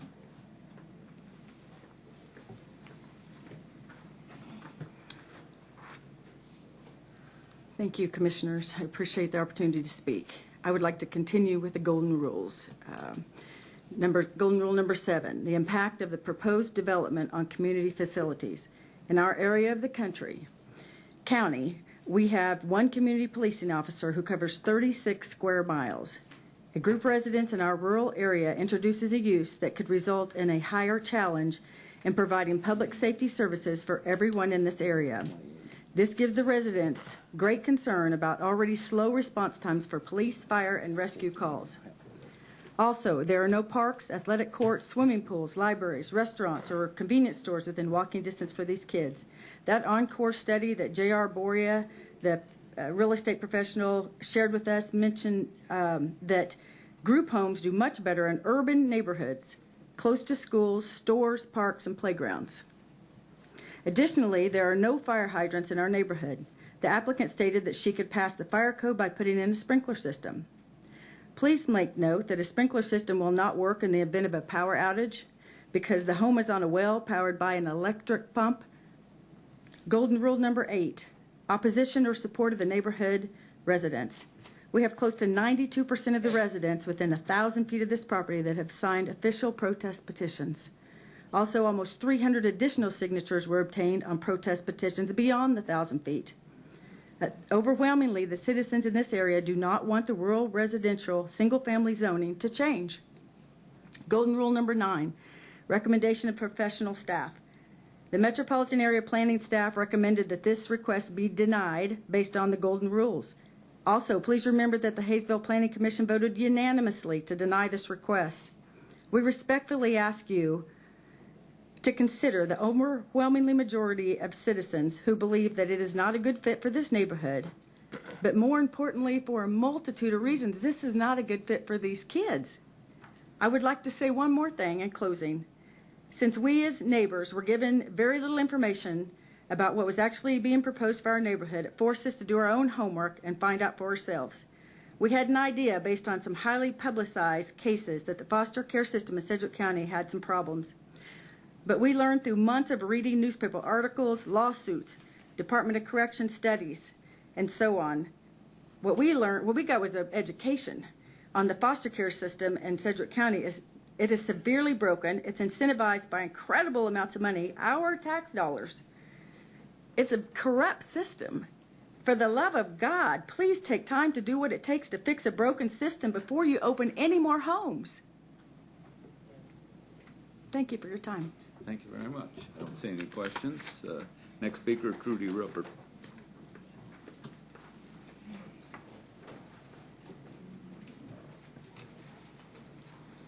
Good morning. My name's Trudy Rupert. I'm here to oppose the rezoning of 8361 South Hydraulic. Before I speak, I'd like to bring to your attention that in the Metropolitan Planning Commission, they do have an area that says they have to meet with the Builders Association. It says prior to the use of the group residence limited, the residential structure on the property shall comply with the recommendations of the Wichita Building Industry Panel. That's on page 4. Please read that. Okay. Now, I'd like to talk about the golden rule, number 8. Please remember, this is not a foster home. This is a YRC2 facility. Her business model has noted that. We, the homeowners, have signed petitions within 1,000 feet of this home, and we have registered them at the Sedgwick County Clerk's office. We have 91.2% of the homeowners signing this petition. 91.2% is the bulk of the homeowners. They are rejecting that. Please note that. We have over 300 signatures of people without of 1,000 feet that do not want this. Please note, put that on record. We have a state licensed daycare provider within 2 blocks of this YRC2 facility. She does not want this. Please, please say no to this. The message I would like to leave with you is 91.2% of the neighbors don't want this. Currently, in 2018, there was 27 group homes and 34 residential facilities licensed in the state of Kansas. We don't need this.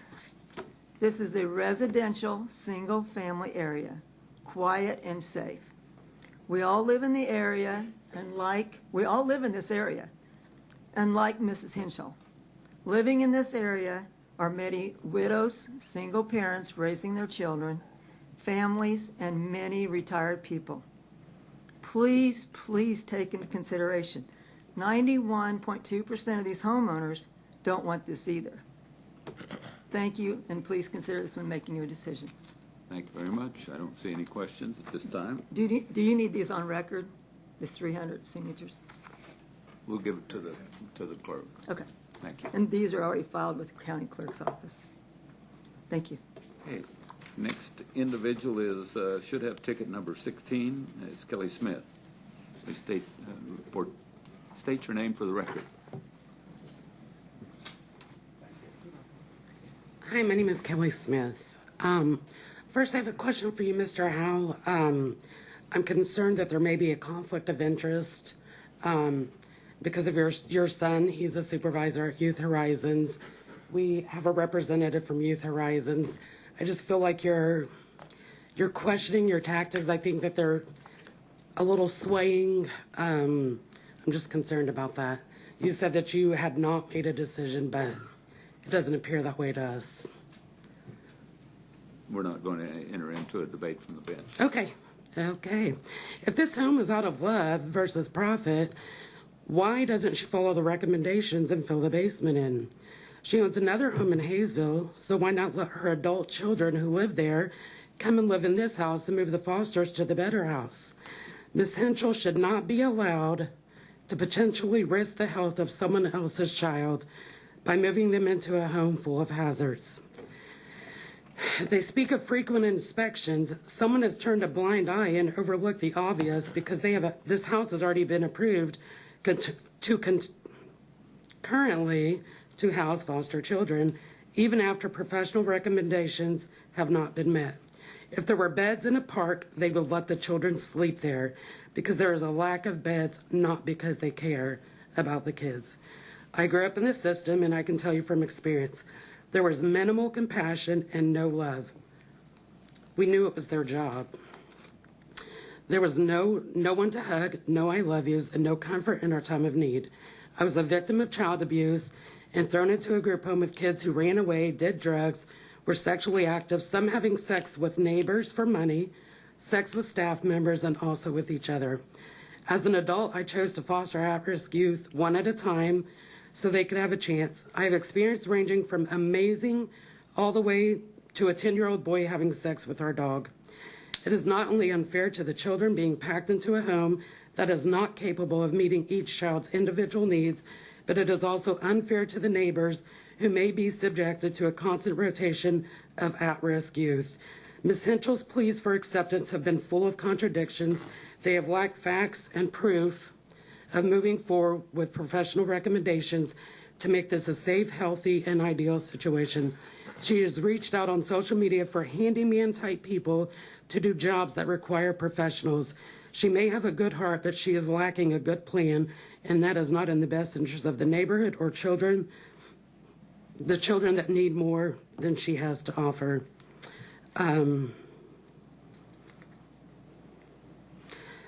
Her boyfriend spoke, or her friend, guy friend, is he approved to be active with these children? He spoke of very personal situations, which would indicate that he's there frequent.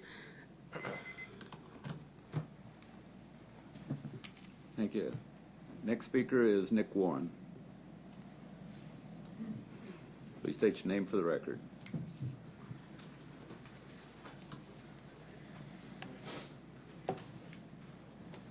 My name is Nick Warren. I also live directly behind the property.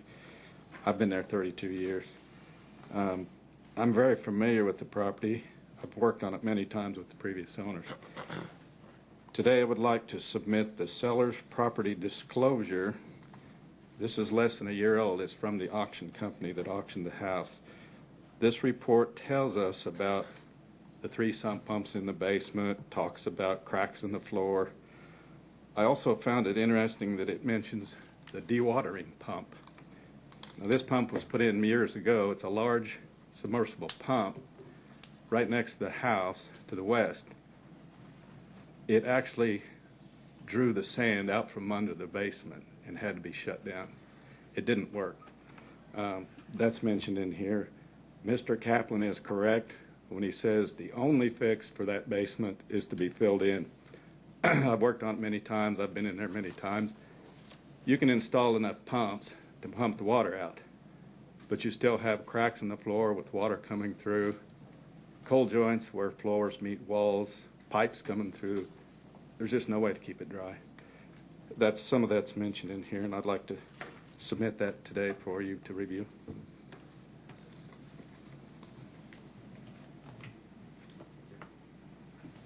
Thanks, sir. Next speaker is Ann Warren, number 18.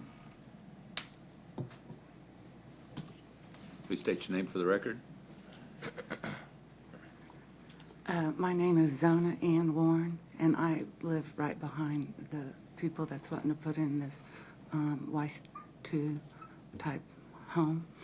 And with what I understand, you guys got a letter from the mayor of Bruce Armstrong, all you guys did, and the way I understood it, he stated his concerns with making sure when you make this decision that you guys follow the golden rules, and that he also stated that he had concerns about, and I'd like to make sure that his letter goes on file. Can we make sure that his letter goes on file, that what you guys did receive from him on what he stated on his concerns about the decision that was made, and what he has concerns about two body parties, Hayesville not accepting this, and also he said that the Metropolitan said that they didn't accept this, and underneath the golden rules, how the planning commissioners, how they didn't really follow the golden rules because a lot of them made a decision based on not facts but by their feelings. And a couple of those people, those women that was stated why they wanted this was because of their personal feelings. It wasn't because of facts, in my opinion. But whatever Bruce told you was in this letter of what he had concerns about. So I just want to make sure that you guys, I understand that you guys did receive a letter from him, okay? The other thing I want to talk about is that what you had commented on about Jim Howe, about these Y2 kids and the foster home. Well, the foster kids, there is a difference, because I would have probably been considered a foster kid, and I had two siblings that I grew up that were considered the Y2 type children that you were talking about.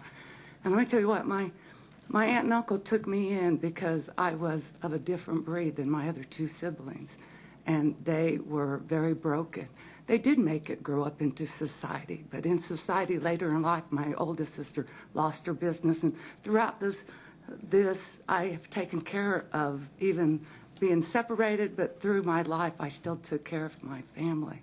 But they were different, and I grew up, they were very young and they were different, and my own aunt and uncle could not take them in because they had two different personalities, and when they were good, but when they were bad, they were bad. And you couldn't have them around you. My own sister took a knife to my throat. There's things about them.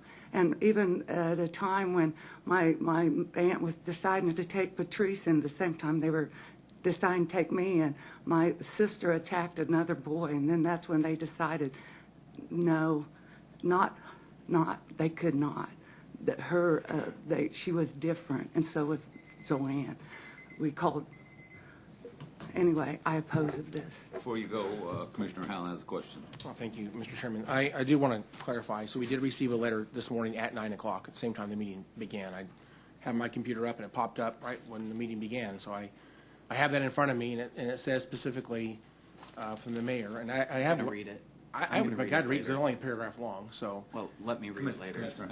You can read it later. But he references the minutes of the Hayesville Planning Commission as the reason for his recommendation for us to oppose or to deny this. But he talks about the golden rules. I have the minutes in front of me from the Hayesville Planning Commission meeting, and I can tell you that after the testimony ended from the people who spoke at that meeting, there was literally two sentences given, at least in the minutes, and I did listen to the meeting itself. There was only about a minute's worth of discussion by the Planning Commission members, and there's only two sentences made it into the minutes, and they voted to deny unanimously. But I question what was the reason for denial, and it was clarified earlier at the meeting. Are you talking about the Hayesville?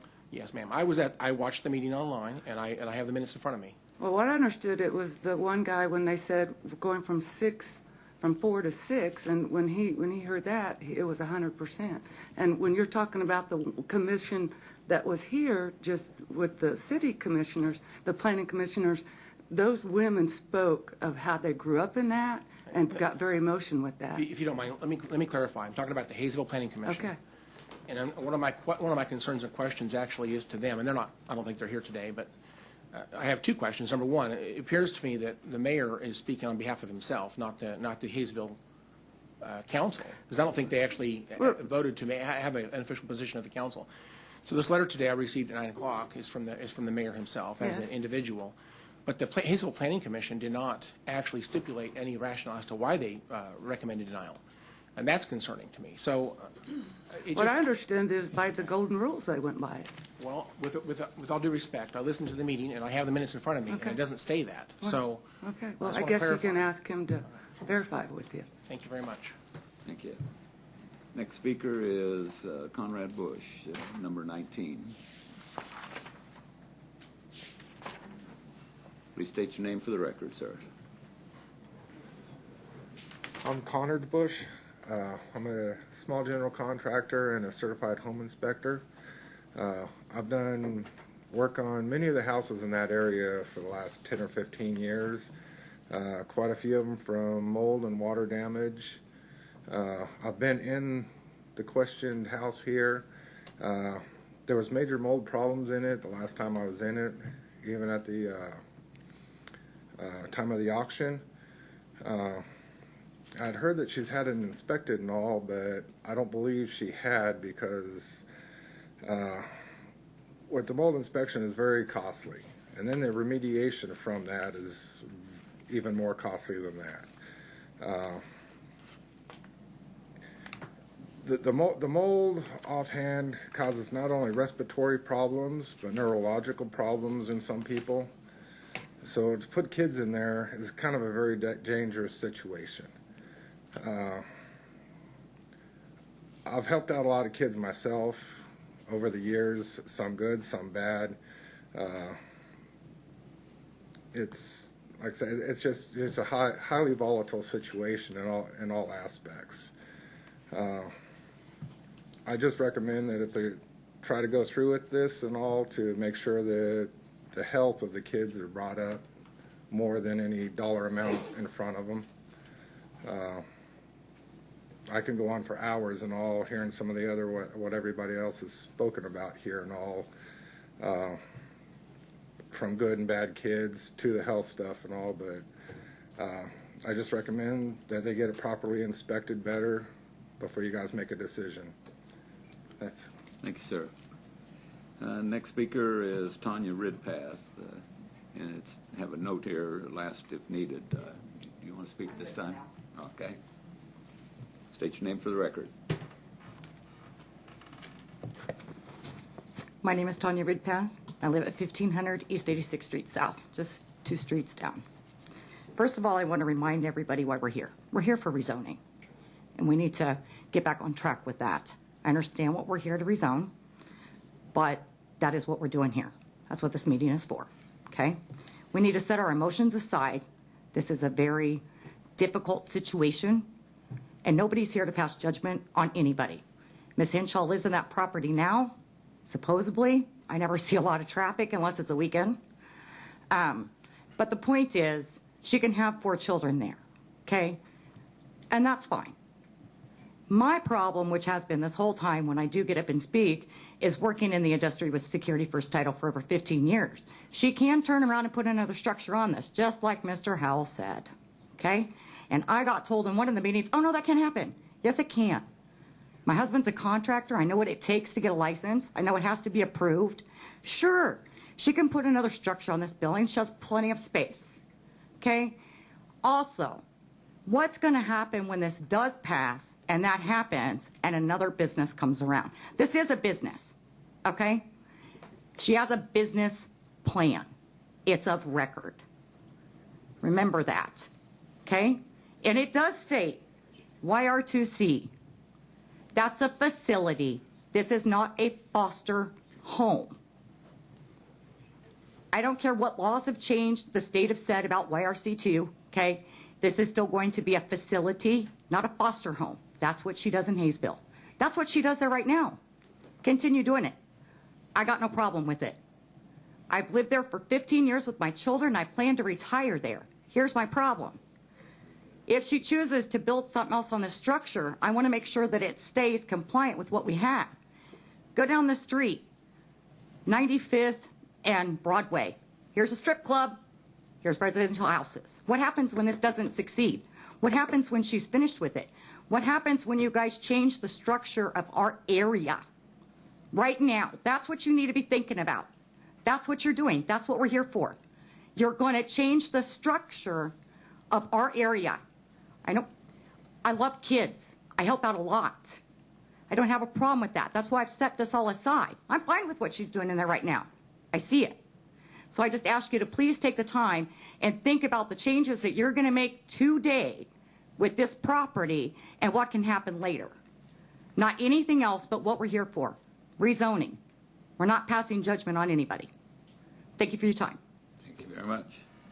Next speaker is Roy Eubank, number 21.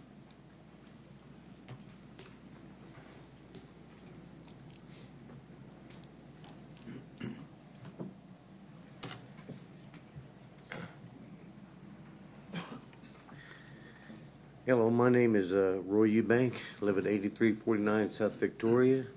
I'd like to heed my time to Jennifer Wynn, please, if it'd be all right. Say that again, I'm sorry. I'd like to give my time for Jennifer Wynn. I believe Jennifer Wynn spoke, didn't she?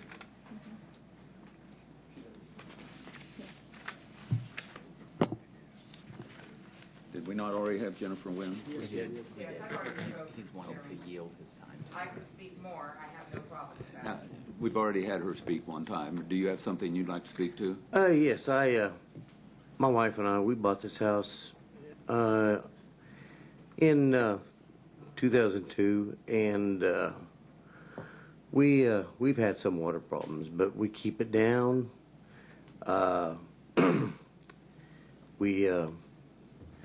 We have family to come visit, and we were both retired.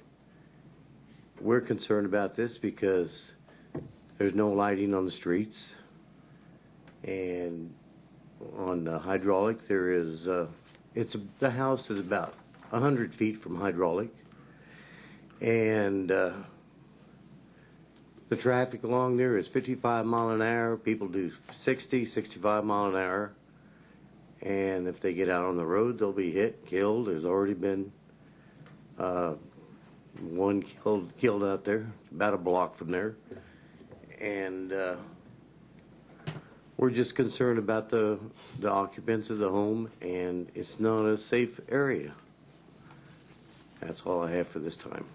Thanks, sir.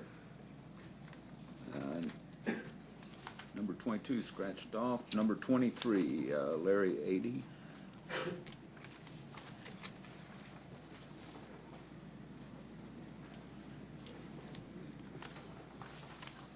State your name for the record, please. Larry Oddie from Derby, Kansas. Thank you, Commissioners, for taking time to hear us. And, you know, it's such a variety of things, but I want to state some things like Sean Smith did early in his speech, and that is I'm related by marriage to Andrea, and because of that, we've been in Andrea's home several times. And what I've witnessed in her home is a genuine effort to continue to comply, as she stated, the many things that she's done inside the home that she's done to try to comply with the MAP committee's directive. I think it's been stated in error as to how the MAP committee's conditions of approval were stated. I'm also a little bit confused at how we label our children care as kidnappers, you know, because DCF has certainly been implied as being kidnappers. But what I've witnessed in person is that the children that are there, and these at this time have been young men. I've only seen one of the young ladies there, but having family matters, we sit around a table and we have pizza or lasagna or such things like that. And what I've witnessed is that not only is our family there, and there's a number of them, but these children do come out. And what I see is very timid, very uncared for young people, and they want to fit in. And I think Andrea is certainly qualified to do that. She's demonstrated that with 4. And I know that her family lives there now, but I also know that when we participate and we make them part of our families And whether it be a business setting, they still are involved. They're still learning, and they still need to be cared for. And I know that rezoning would qualify her to have 2 more children in that home. And I think that being from 4 to 6 would just allow those extra 2 to participate in our family, participate in areas of growing and learning, life skills. As she also stated, I haven't seen them outside the home very much, as the neighbors have stated. There's not a sidewalk. We don't need a sidewalk there because they're inside. They are teenagers, and they're there for a short time. And I hope that we can, through rezoning and establishing a group home, we can impact these 6 lives to become citizens, productive citizens with life skills, and can fit into our communities and be a real advantage. And I thank you so much for taking time to allow us to speak, and I ask that you approve her rezoning and that the improvements continue to be made, and she can make them winners in our community. Thank you so much. Thanks, sir. Next speaker is number 25, Nancy Williams. Sir, I don't have anything to talk about. I came because Mr. Howell and I were talking. He wanted to meet me. I am opposed to the rezoning. You're going to have to go to the microphone. Okay. It's being recorded. And Sorry. My name is Nancy Williams. I live at 1305 East 82nd Street South, and I've lived there for 24 years. I'm opposed to the rezoning. I am not opposed to foster care. I'm a licensed mandated reporter. I know Jennifer's all wet in some areas. Foster care is necessary in the state of Kansas. It is broken. I will tell you it is broken, and we need to work on it. But I do not see a reason for this group home in our neighborhood. I am all for foster care, and if I were capable of it at my age and my health, I would gladly take in foster children. But I just want you to know I am opposed to the group home, but not foster care. Okay? Thank you. Commissioner Howell has a question. Well, Ms. Williams, thank you for coming today, and it's nice to meet you. You and I spoke on the phone a couple times earlier this week, and I appreciate your interest in this. Just to take what you just said, I'm trying to clarify and understand, so I'm going to ask a clarifying question. You said you're fine with foster care in this home. So having 4 kids. I am fine of foster care in the home, but I don't think that actually she should look at the fact that if the mold and the wet is there and people, it is there. I am fortunate. I live in a home in the area that has never had a water problem.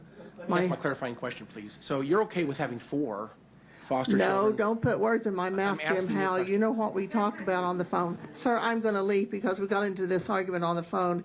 Remember what I told you when I called you that name? I meant just what I said. Don't put those words in my mouth. I am for foster care. You understand, sir? I'd like to ask I am a for clarifying foster question. care. I understand. But it's I am for important. foster care, not putting children in this. There is no place, sir, for these children to get outside activities. We're not going to enter into a debate from the bench. I want to make sure that Okay, everyone... sir. He's the one that asked me to I come. understand that. But you need outside activities, not just video games. Ma'am, we are not going to enter into a debate from the bench. I don't care if a commissioner is involved in it. We will stop him also. Thank you. Next speaker is Jared Holcomb.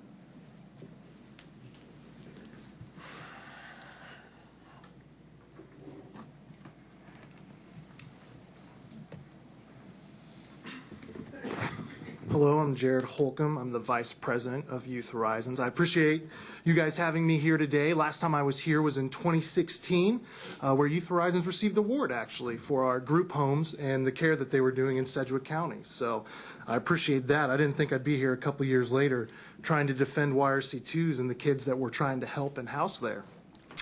I feel like there's a lot of concerns and there's a lot of misinformation about YRC2s, who these boys are, who these kids are, and what the need is and why there is a need to help them. You know, a lot of people have said they've done their own research, and I appreciate that. Bringing attention to the foster care problem we see here is important. But, you know, I didn't receive any calls. We have 4 residential homes in a rural community out by Valley Center, kind of north of Keachai, where we've been able to do that work there for 11 years. Before that, we had a home in Wichita, where I think we did care there for about 10 years. I'm a little shaky on the exact dates. But the boys that we serve are foster care kids. That's who they are. They're kids that are typically a little bit older, teenagers who they find they have a harder time placing because they've been so severely traumatized or abused. I've had many of the kids tell me about their experiences being neglected, sexually abused, physically abused. In fact, last week when I was there, a young man, when I walked into the home, he said, "Mr. Holcomb, I'd like to invite you to my wedding." Well, he's not married or even dating. But he said, "Do you know the two people that I won't have at my wedding?" And I said, "No, who's that?" And he said, "My mom and my dad, for what they did to me." So these are the type of kids that we're working and serving with. And the reason we do that, I was cussed out for about 20 minutes yesterday because of a young man who was upset. Afterwards, he then thanked me and hugged me and said he loved me for listening to him, because nobody's ever listened to him before, and nobody's ever cared about him before. And the reason I do that work, and I get yelled at and screamed at sometimes, is because I follow the golden rule, which is to do unto others as you would have them do unto you. And I have a deep concern about if my 2-year-old was to go into state custody, what would happen to him? If I was to die or be murdered like many of the kids that I've helped. And I wasn't planning on talking about this, but I will bring it up. Mr. Howe's son does work for me at Youth Horizons. He's worked there about, I don't even think it's been half a year yet. I'd have to check my records to be sure. I think he's been there about 5 to 6 months. And that was before we received any type of award for the service we've already done in this community. And we've been here a long time. And Mr. Howe's son left a job to get paid less to come and work at Youth Horizons. Why? Because I'm assuming, actually I don't assume, I know he also practices the golden rule. And he will get paid less to come and work at a non-for-profit. I'm very disappointed to hear about how profitable our organization is, because I don't see that money. But I don't know, maybe you guys can write me a business plan later. And so we don't receive it. It's up to churches and individual donors that help support the work. Thank you, sir. Appreciate your time. The last speaker signed up today. I have a real quick question. Sorry. I've Mr. Cruz. Yes, ma'am. Can you describe where those residences are located in? I'd like for you to talk about that a little bit more. The homes that are placed in neighborhoods that are currently in existence in our community now. Sure. Can you talk about that just a Sure. little bit? So our homes, they do exist in a somewhat fairly rural neighborhood. There's a house across the street from us. There's 2 houses directly next to us. The way that the property's kind of divided, to the south of us, there's actually many houses that border. But it is, I mean, it's not packed. It's not like an inner city. There's no sidewalks. There's no street lights. There's no parks within walking distance. So would you say it's fairly similar? There are homes in existence that are fairly similar to the house that is in question? Yes, there are homes that are fairly similar. Ours are probably a little bit more rural than Andrea's, but there are people like Lamont Love here in Wichita who runs Life Inc., and Terry Atwater who runs It Takes a Village to Raise a Child, and they have all of their homes in neighborhood communities here in Wichita. Okay, I didn't know that. Thank you. Mm-hmm. Appreciate it. Thank you. Commissioner Howell. Thank you, Mr. Chairman. I apologize for not sharing this earlier, but I'll share it now. And thank you to the question. I asked the same question yesterday, and I was able to find the answer. There are, by my count, DCF has a page that talks about these group homes. There are 29 group home options in Sedgwick County, but of those, 14 of those are YRC2s. Looking at the locations of these 14 homes, most of them are inside the city of Wichita. And I just did some quick math here, but it looks to me like there's 163 beds on these YRC2s. 116 of those are for male residents, and 47 of those are for female residents. So I'll be glad to hand this to you. I'll submit it to the record as well, but I'll hand this to Commissioner Cruz. You can take a look at this. And I guess my point would be the group homes is not a new thing, and they've been around a long time. So I'll hand this to, you can make copies and make sure Commissioner Cruz gets one. Thank you. Thank you. The next speaker is number 28, Minerva Gallegos.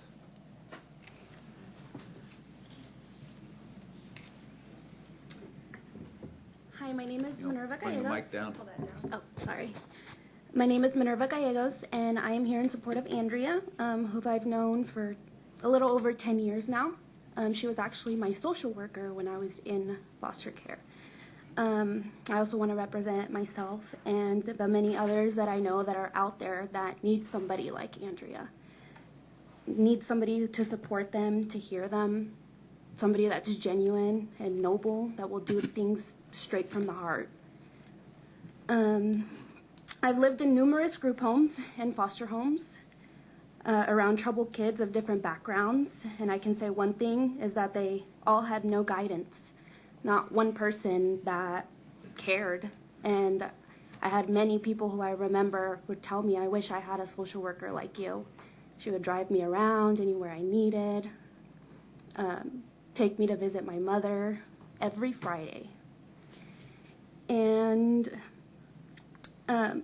I don't know, I was very, very lucky, very blessed. I feel like if I didn't have someone like her, I wouldn't have turned out to be the person that I was. I could have saw the system in a different way. I could have, turned out to be a drug addict and a criminal, but I didn't. I turned out to be somebody who actually contributes to society in a positive way. I own my own business now. I graduated. I was a very troubled kid at one point, and having somebody like her helped lead me in a positive direction. One day, I was in foster care until I aged out at the age of 18. And she helped prepare my apartment, helped me get the things that I needed. I showed up to my doorstep one day and there was a basket of utensils and things for my apartment that I needed that she didn't even know I needed. She just did it out of the care of her heart. In my opinion, making a home in a business area can give a different feeling to these kids. I think the best way to help a child is to make them feel like they're at home, to make them feel like they have somebody. Even though being in foster care isn't really normal, they can at least get close by living in a normal neighborhood and giving them an opportunity to grow. At the end of the day, all we as in foster children, all we want is someone to be there to support us and to prepare us to be somebody one day. And not just to be identified as criminals or drug addicts or whatever you want to call it. I really believe that raising positive members of society for our future is much more valuable than the value of a house. Home issues like a flooding basement can be fixed. Finding people who are genuine and care to break a cycle in the system and be a person that's different than many of those other foster homes can actually make a difference. That's all I have to say. Thank you. I do not have any other speakers that are signed up. If someone is in the room that has not spoken, and I want to repeat that, has not spoken, but wants an opportunity, and now is an opportunity to do that. First, approach the podium and state your name for the record. My name is Mike Watson. I live at 8400 South Spruce, which is a little bit outside of the 1,000-foot area. My main concern is I own an HVAC business and have had for since 1980. My home was built, one of the last homes built in that neighborhood, and I've never had water in my sump pump, let alone in my basement. But my house is built a lot higher than that house that she's has bought. But one of my big concerns is I own a business somewhere else because I live in a residential area. I don't want to see this area turn into a business community. If you grant her the zoning change, then why don't I just rezone my property as commercial and move my air conditioning business on my property? We have plumbers in the area. Why would keep them from zoning theirs commercial and moving plumbing business into this area? We have contractors. We have lawn mowing company people live in our area. They all have business elsewhere. This is a residential area. If you grant this zoning change, there's a lot of people that may decide, well, let's just turn this into a commercial zoning area, not a residential area. And I just don't understand why you can take an area that has been zoned residential since its existence and all of a sudden now try to commercialize it. That's all I have to say. Thanks, sir. Again, I don't have anyone else signed up to speak on the public agenda, but if anyone else that has not spoken wants an opportunity, now is the chance. State your name for the record, please. My name is J.R. Bodie. I live in 84th Street, 1301 East 84th Street. Over here today, We've been talking about the water. We've been talking about kids, how nice it is. This last man to stand over here saying that he knows about 11 foster homes, whatever you want to call them, and how nice those kids are. Take in consideration, most of those houses are in the city limits. There was a study done that these houses will do much better in city limits, close to parks, grocery stores, schools, hospitals, etc., etc. So take that in, please take that into consideration. You call the sheriff out there, it's going to take anywhere from 21 minutes to 35 minutes for the sheriff to get to that point. The fire department, I've been, by the way, we've called them for me because I had a heart attack, and it took them 20 minutes to get there. She says she'll put sprinkler system on, great. But no electricity, no sprinkler system, because we're in well water. The concern in this house is, she says she had an inspector. Well, that's not actually true. Maybe she inspected it, her and her family. But we had a man come over last week to do a trench in my basement. I'm flooding too, like most people here. He told me he went into that house. Last time he went to that house, there's mold in all the sockets. The basement is, it's no sheetrock or nothing, and he's seen the mold go up to the trusses, the rafters of the floor. So that's saying that the mold is up in the house somewhere. They will have to take all the sheetrock up. They will have to inspect that, and it's very costly. Like one man here said, they came over to my house. It cost $12,000 to remove the sheetrock and clean my mold. So this is going to be a very expensive, because this house has to be totally gutted. There's no two ways about it. It has to be gutted. Mold is very health hazard to lungs, capabilities of people breathing. I know I've been in houses with, I'm a realtor, and I've been in houses where there's mold, and I've come out of there sick for 2 or 3 days. That's coughing, headaches. So please take that in consideration. It's not the foster home. It's not whatever she's going to do. I think if she's doing it right for the kids, do it at a cost for 10%. If it's just for the kids and no money involved. Thank you for your time. Thanks, sir.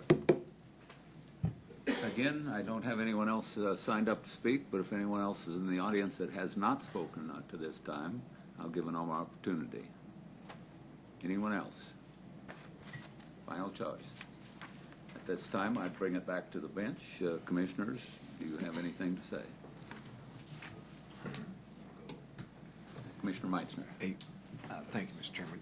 Can I get a little bit of clarification? Dale Miller, can you approach the podium, please? Tell the people your title. And Dale Miller, Planning Director. This is related to. Can you clarify? I saw in the notes from the Planning Commission meeting that you spoke to the difference between a group home and a group residence. I'm not trying to put you on the spot. Right. From a zoning standpoint, the Unified Zoning Code, what the application is actually for is for a group residence. Now, the state uses group home as their descriptor, but the zoning code also has a group home, and basically the distinction in the zoning code is a group home is limited to those that have developmental disabilities, and as far as I'm aware, the folks that she intends to have would be folks that don't qualify as developmentally disabled, and therefore that's why the request is for a group residence. A family is defined as 5 or fewer unrelated people, and since she's asking for 6, that's what triggers this request for a group residence. Okay. Thanks for helping clarify that. Make reference to a report that was referenced earlier that was provided through the manager's office. So we don't have an analysis of the area in our region. that's similar to the one that's done in Overland Park. We could not find a similar study than what Johnson County did. And the study is quite interesting, although it's for 2005 to 2009, so it likely is outdated. But basically, it goes into group homes in Overland Park, and they define them as typically fall into one of the functional types: long-term elderly care, or developmentally disabled, or recovering from substance abuse. So, and then the report itself was rather inconclusive, for sure. Some residents, crime was neutral in half of them. Some of the things we talked about earlier was some properties actually increased in value over the 5 years. Some properties had a not as big increase. So their results and conclusions that there's no overwhelming evidence either way. So, and it mainly gets into the fact that the positive impacts are based on the actual operator and how quality they are on taking care of a place and executing on whatever their mission is. But so I just point that out. So as much as it is a good document, it's not residential centers for troubled youth.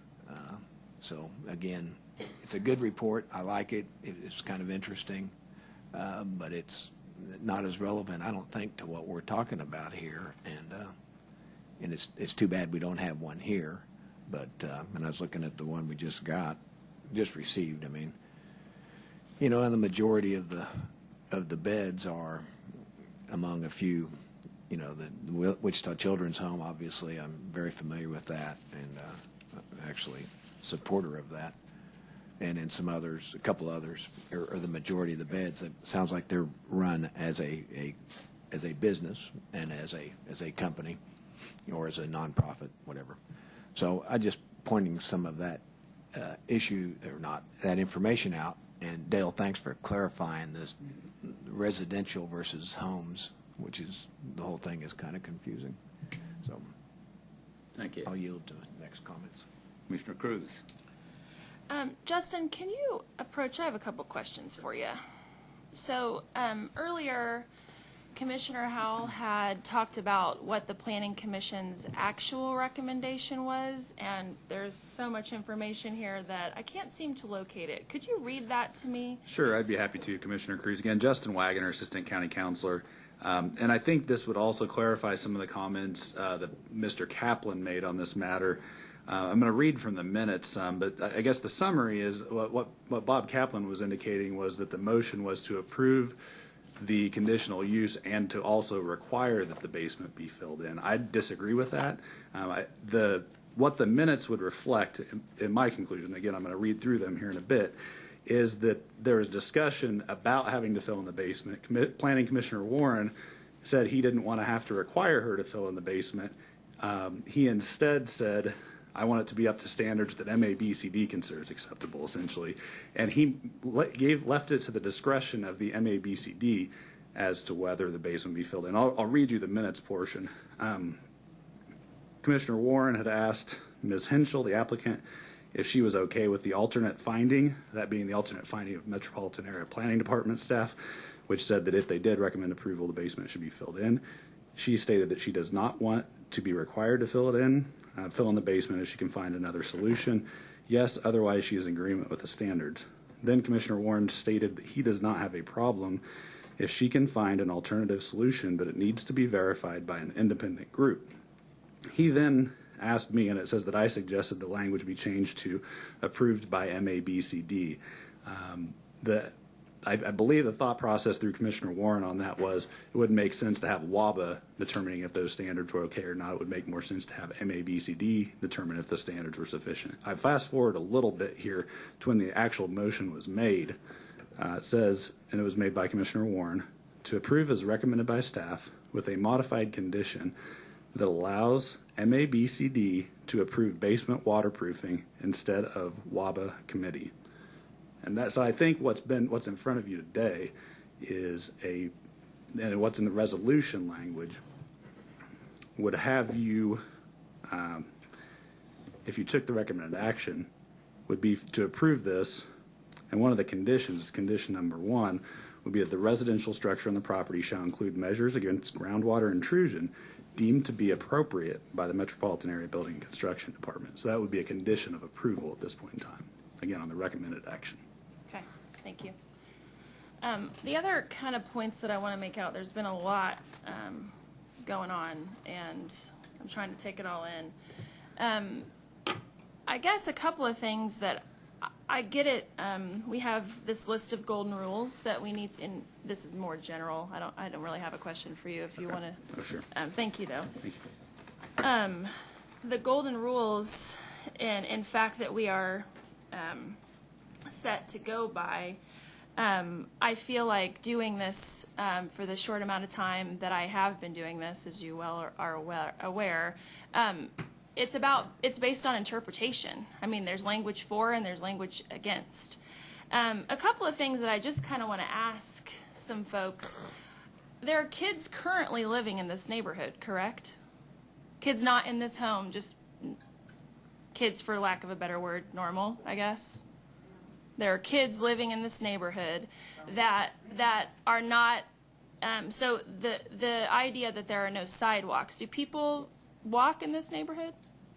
There are no sidewalks in my neighborhood, and I walk all the time on the streets in my neighborhood. So thank you so much for your comments. And I'm not really asking for, I'm just sort of making a statement. I'm not really asking for any sort of feedback. I think I've heard it all. The other thing is the money involved that is with this. So I think yesterday I had a chance to discuss with Glenda Martins, who runs our juvenile justice facility here, and I asked her specifically what this YRC2, the reimbursement rates for that was, and it's $126 per kid. So if you round that out, that's roughly $45,000 a year. If you times that by how many, I think it was around $250,000. In Glenda's professional opinion, it's expensive to run these kinds of things. That is not enough money in her professional opinion. And I'm not going to quote her, but this is what she said to me, so I'm going to take it as that. They're expensive to run. So the argument that this is a money-making adventure, I don't necessarily see it as that. The other thing about the neighborhood setting for these types of places, Catholic Charities, I just toured Catholic Charities recently, and they are going to be moving from their very busy intersection on Central out of that very busy intersection into my neighborhood that is more residential, because it's better for their clientele and the community of people that they serve to be in a residential setting. So, I have to kind of weigh that, where is the best place for these types of facilities. And the other thing, I guess I'm just kind of disturbed when you talk about, you guys are okay with 4 kids, but you're not okay with 6. We're talking about 2 additional kids, like we're talking about 2 additional cars in a driveway. That, to me, is kind of disturbing. So these are my opinions, and I just want to let you guys know why, I might make a decision depending on what's going to happen. These are the concerns that I'm taking in as you guys are speaking. So thank you so much for listening to me, and I will go back to you, Chairman. Thank you very much. I've got a light on from Commissioner O'Donnell, but he's not in the room right now. So, Commissioner Howell.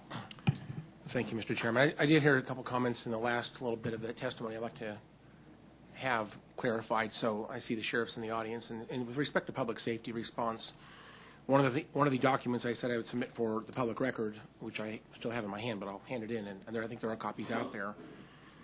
I asked our staff to quantify what is our average response time for public safety officers, and so Laura Forshee, our director of 911, answered the question, and she said in her email that she ran a report from January the 1st of 2018 to current, and this was sent to me on Monday, July the 15th. she says that the average time for response for EMS, sheriff, and fire to the area, this is an area 3 miles around the applicant's land, but the average response is 10 minutes and 4 seconds. And so I think that's important to know. It's not 25 minutes. It's not longer. It's 10 minutes and 4 seconds. I don't know if the sheriff wants to comment on that or not. But as a commissioner, one that's responsible essentially to make sure we have public safety, and we fund that, and we care very deeply that we provide good public safety, I want to ensure that we have a good number. And so to me, that's acceptable. I think our EMS response requirements for the county outside of the cities, I believe, is 11 minutes or 12 minutes. I forget exactly the number, but we're obviously meeting that even in this location. So, okay. I don't know if the sheriff wants to say anything on that or not. It's okay. Okay. The other thing I noticed was people talk about traffic count. One of the people at one of the hearings said that the traffic has essentially doubled since the casino opened. The area between 79th and 87th Street South on Hydraulic just has average cars per day of 2,800. That's what Public Works said. So if anybody wants to have that, that's also for the public record. So average 2,800 cars per day, vehicles per day, and the road is designed for 10,000 vehicles per day. So that doesn't seem to be a problem. I do have a question about, someone mentioned fire suppression sprinklers required in the home. Is that true? I have not read that anywhere. Can someone please speak to that? If Dave, you're out still here, I don't know, but is there a requirement for fire suppression sprinklers in this home? Well, Commissioner, that would actually be a question of building codes and fire codes more than zoning. I don't know that we necessarily have that as a requirement in the zoning regulations.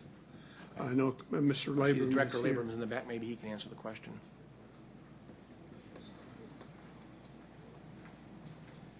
Commissioner Chris Labram, MABCD, for the record, there would not be an automatic fire sprinkler requirement in this case. It would be an option, of course. Okay, and then while I have your attention, with respect to the requirement of MAPC made a finding that MABCD would have to be satisfied with whatever the remedy is of this water intrusion issue. I know that the builders recommended a solution of filling in the basement, but I in my mind, I'm not a builder, but I'm aware there are some other options. Are there other options that this applicant has? I mean, what are the things that she can do potentially that might address this water intrusion issue in addition to filling in the basement? Is there anything else that she could do potentially? Yes, Commissioner, there is. So we have not done a full evaluation on this basement yet. We have some limited look at it. We've been invited to come out and look at the basement, and we'll do that soon, and depending on the results of this. So I think it's important to note, too, that WABA continues to update their standards as well. There has been a recommendation in several areas of high groundwater with several homes that would be the best solution. So obviously the only way I can guarantee that you would never have water in a basement is to not have a basement. So that's a lot of the basis of that recommendation. WABA now has recently also adopted some enhanced standards for basements that are specifically designed to deal with these kind of scenarios. She would have, first of all, assuming what we find in the basement, if there appears to be damage, water intrusion, water presence, we could adopt those new standards and have the basement repaired to those standards. We could also request an engineer's evaluation for that and follow those standards to robust and build the basement to that. Obviously, the owner may have the option, could exercise the option to fill that in.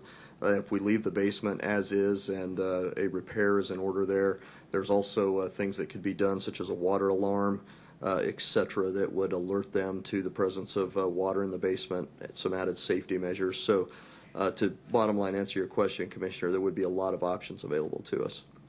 Thank you very much for that answer. I have a question, I think, for Dave. You're out, perhaps, or potentially Justin Wagner as well. I know that MAPC staff, before the MAPC hearing, did make a recommendation.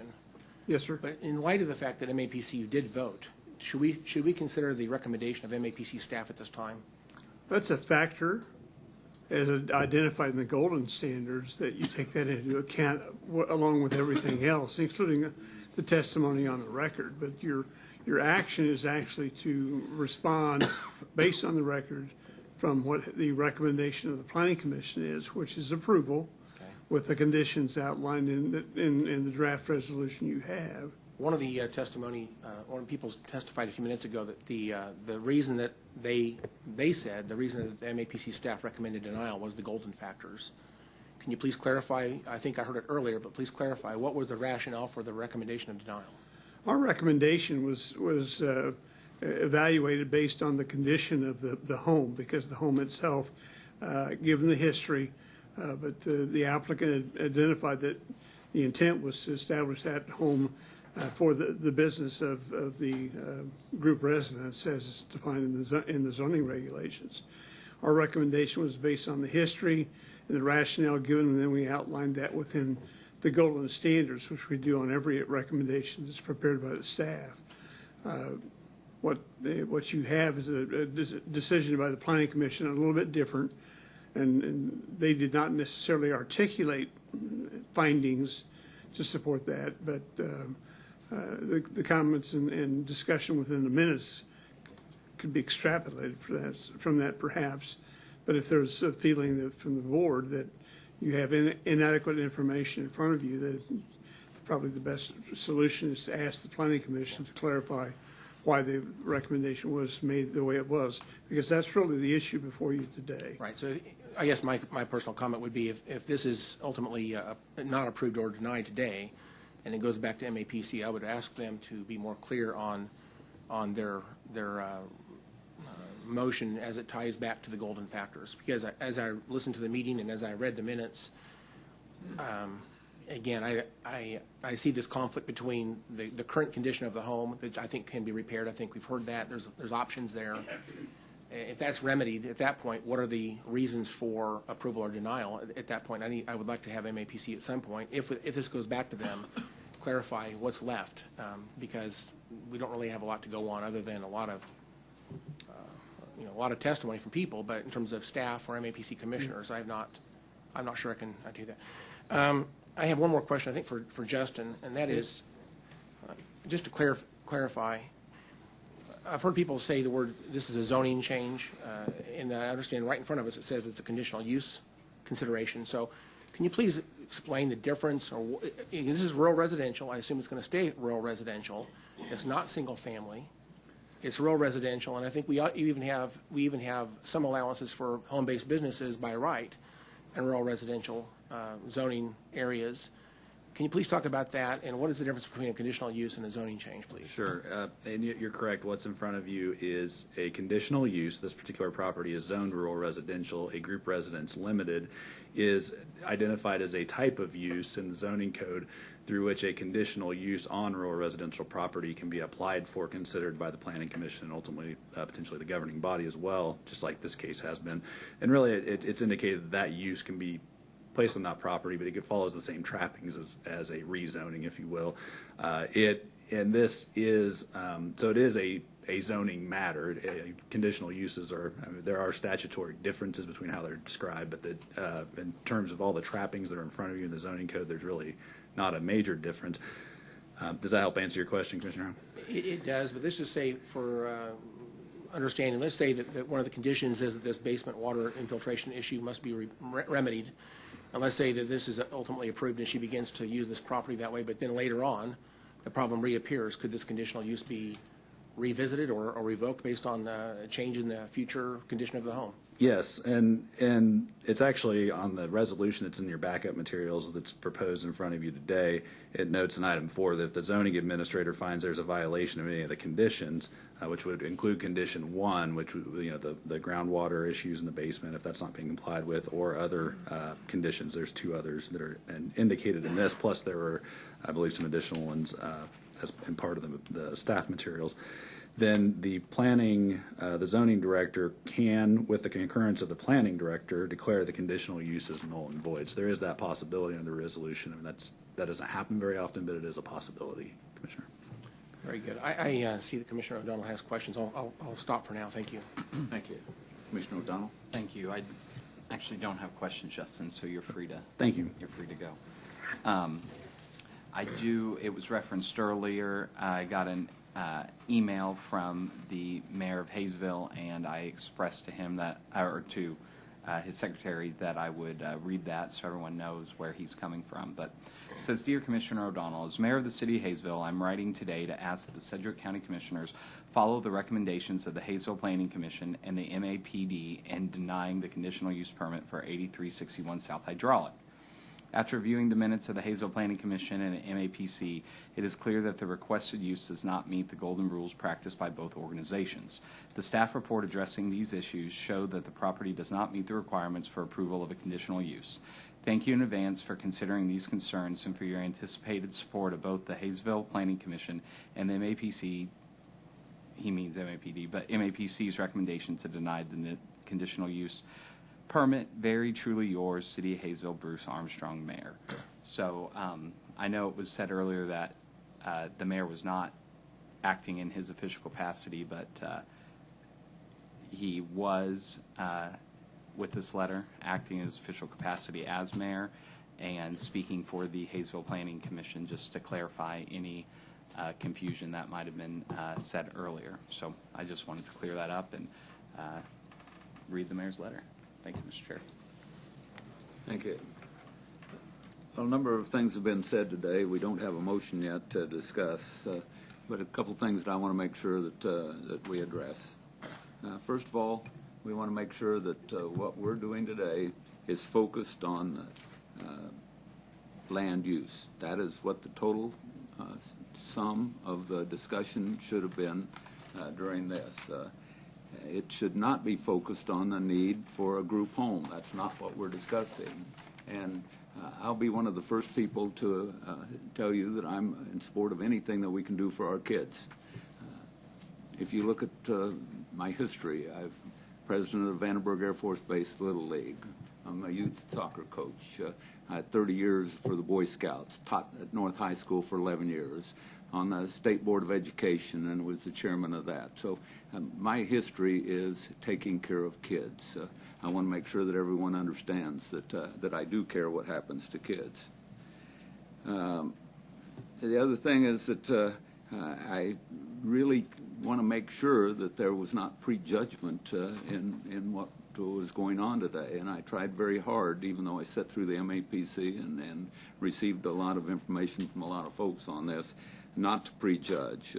I'm a little concerned there may have been some prejudgment on some of these things. I think that at times it appears to me that the Commissioner has moved from being an impartial judge to already having formed an opinion, and I'm especially concerned when the appointee of a Commissioner is also the one that made the motion at the MAPC.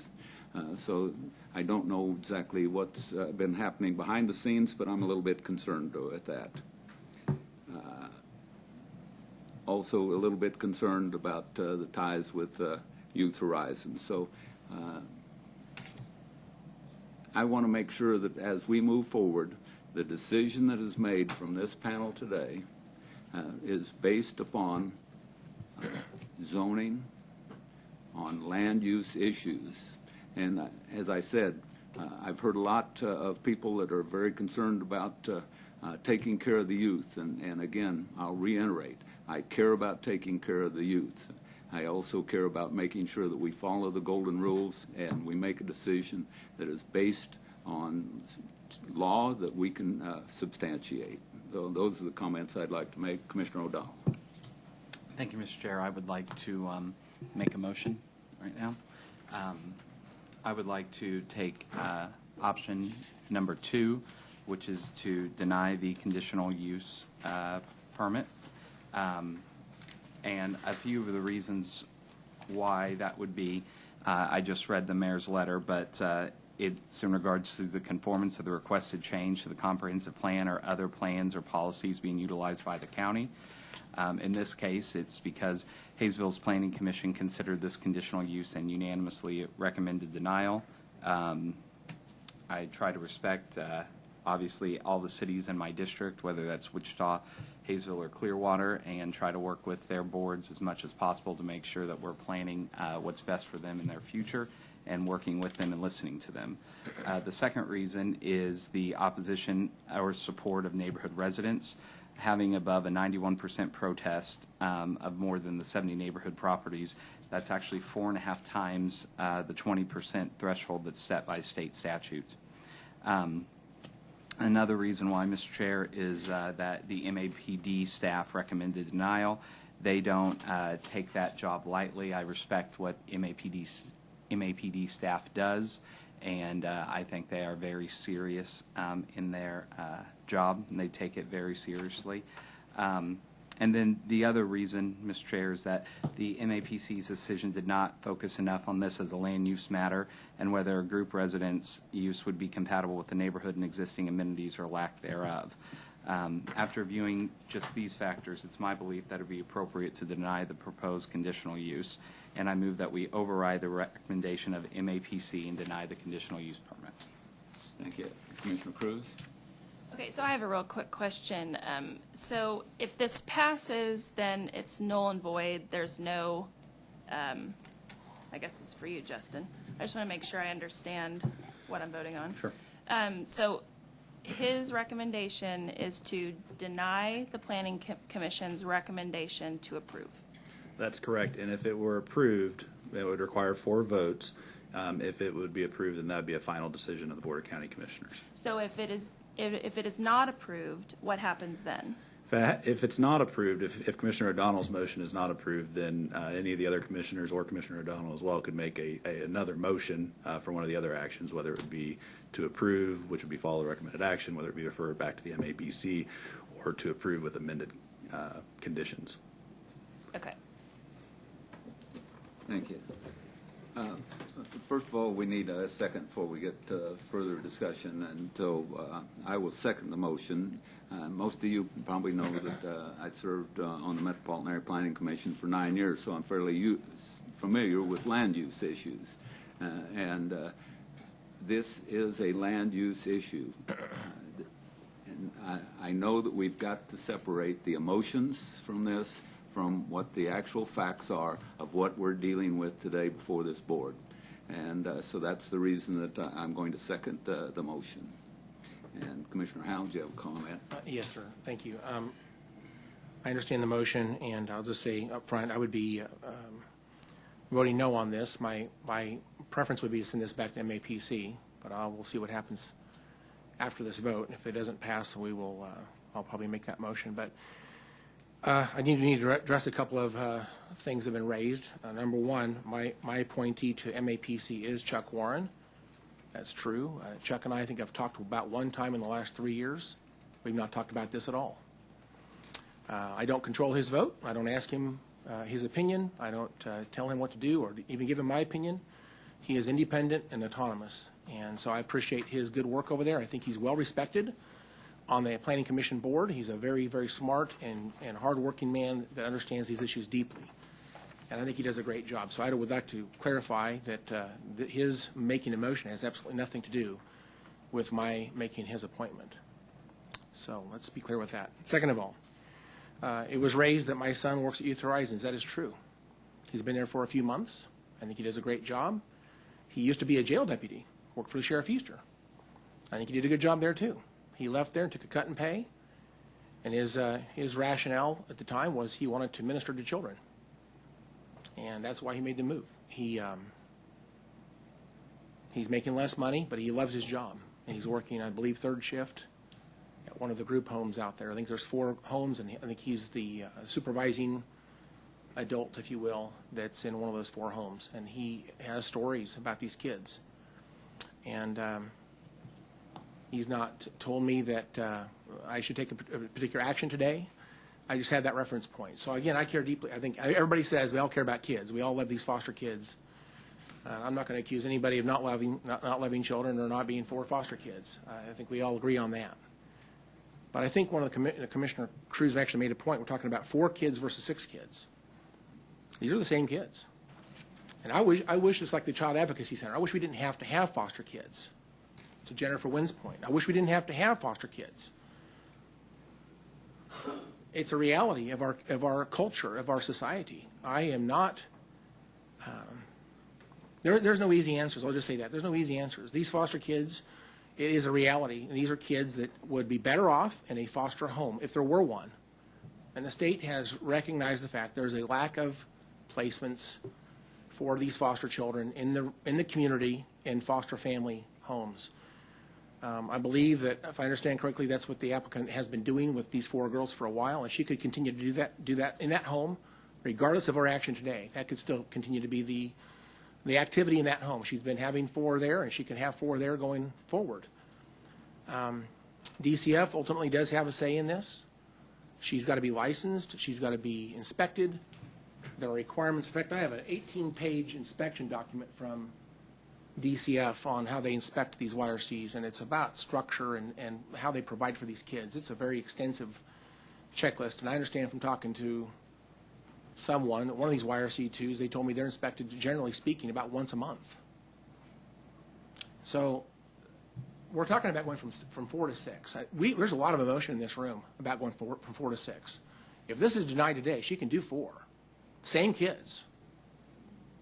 We're talking about adding 2 children between ages 13 to 18, I think, to a home that's already there. With respect to the nature of this business, the primary difference here is the funding side of this. If you have 4 kids living in your home as foster kids, you're going to get paid about $80 a day to take care of these children. These kids, because it's a YRC2, would get paid. The home would get paid, I think, $127 and change. It's gone up a little tiny bit. $127 and change per child per day. And if you do the math, it requires 24/7, 365 supervision, not sleeping supervision, but awake supervision. It actually says it right in the document. And so if you do the math, that's probably going to require about 5 full-time staff around the clock to have salary and benefits to watch these children. And I don't know how much these people get paid, but most of the money that's going to be transacted for this business is going to be it will be for supervision, salary and benefits. Whatever's left is for food and for transportation and for everything else. They go to sporting events. They do all kinds of things in the community. I mentioned earlier at YRC2s that are criminogenic. These kids are actually in our communities now. They would have been placed in group homes, but because the state's changed the way we do this, we actually treat them in the community. These are kids that actually have committed crimes and actually have been convicted of crimes. They're no longer in group homes. They're living in our communities right now. And so I'm a little surprised that there's this much emotion about going from 4 to 6. Behind the scenes, there's a financial difference. That's true. I would also say the nature of this business is it's a residence. It's a house in a residential neighborhood. You're not going to tell any difference from driving by it if this was approved. You're not going to see any difference in terms of the business. It is going to continue to look like a house. People are going to be living in the house as a residence in a residential neighborhood. And one of the other questions is, where's the best location of these? Look, there are some of these things that are in rural areas. Judge Riddell Boys Ranch was for criminogenic placements out there, juvenile offenders out there in that home, very remote. And after it was there started in 1959. After it was placed, and there's kids were out there. There were people who bought properties around there and built very expensive and luxurious homes around that area. It's a non-secure facility. Those kids could have walked away, and they did sometimes. The Kinloch Boys Ranch out at Youth Horizons, which is way northeast of in Sedgwick County, those kids sometimes will run away. It happens. If these kids are placed in a group home, or group residence inside the city of Wichita, they also might run away because there's non-secure facilities. That happens everywhere. There's not really a best place, whether it be a rural, and there's plenty of rural examples, or urban. There's plenty of urban examples. We have them, both types, in Sedgwick County right now. So I don't know. That's a great argument whether this is the right place. This is essentially using a home as a residence for 2 more additional children. That's what we're talking about today. That's it. And if these kids can't be placed in this group home, then where will they be placed? I know this is about land use. I get that. I agree. But our number one reason we've had a lot of discussion about whether this should or should not happen in this location. And if we deny this, my question would be, where will these kids go? They're going to be in the community somehow, somewhere. You can't can't eliminate the fact that these children need a place to stay. We've heard in the news these kids live in, or sometimes spend the night in offices, or run away. And part of that is because we have a system that needs help. It's not the best system, and but it's part of reality. It's just what was happening in our state. I would prefer it if MAPC would have provided some of the rationale for whatever it is for their action, and give us some clarity on as it directly relates to the golden factors.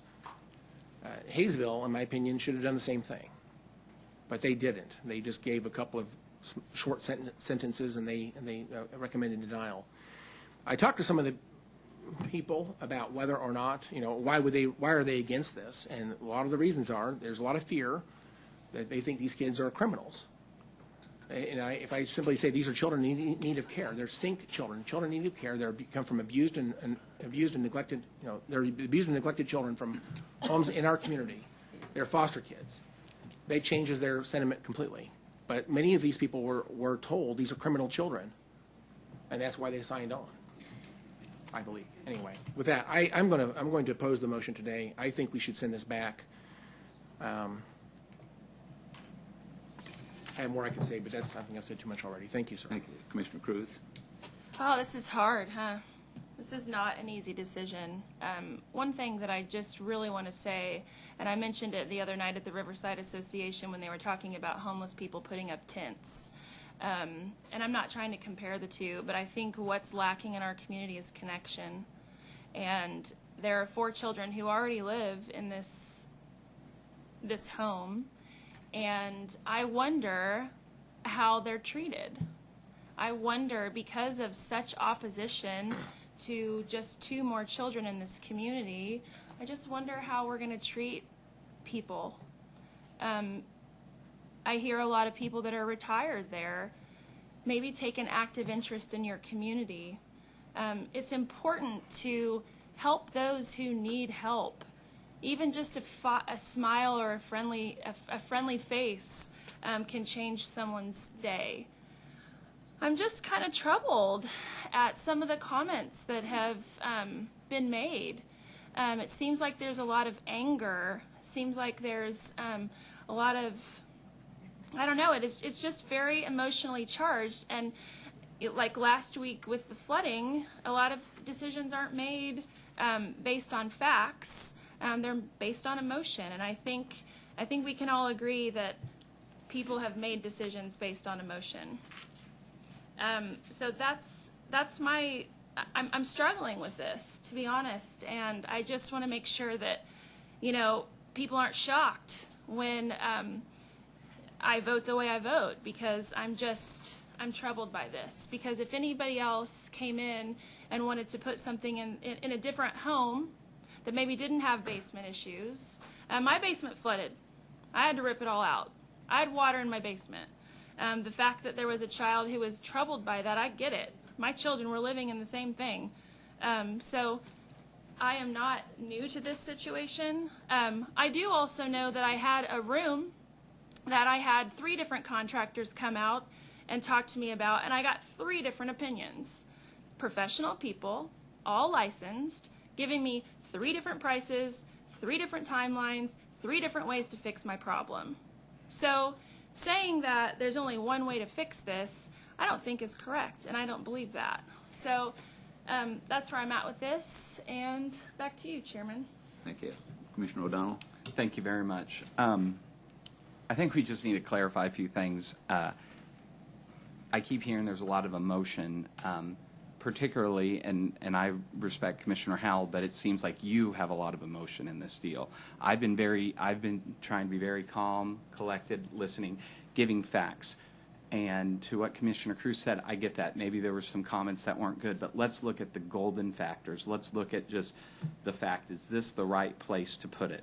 When you combine the fact that Hayesville opposed it, MAPD staff opposed it, you have 91% of the neighbors. This isn't about emotion. This is about the cold, hard facts that we're dealing with today.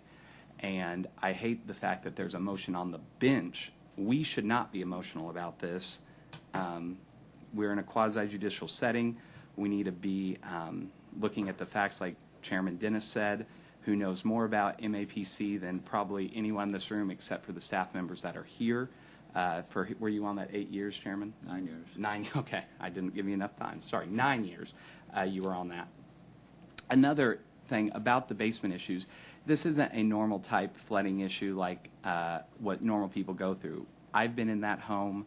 I've toured that home twice. Mr. Spears, how many times have you been in that home? We've been there together. I've been in it twice. Okay. This flooding is unlike any other flooding we've seen in the home. In fact, the people at the Builders Association said they aren't aware of any other home in the entire county that has this magnitude of flooding. It's a terrible deal. But I'm not even using that as one of the reasons why I don't think we should have this permit today.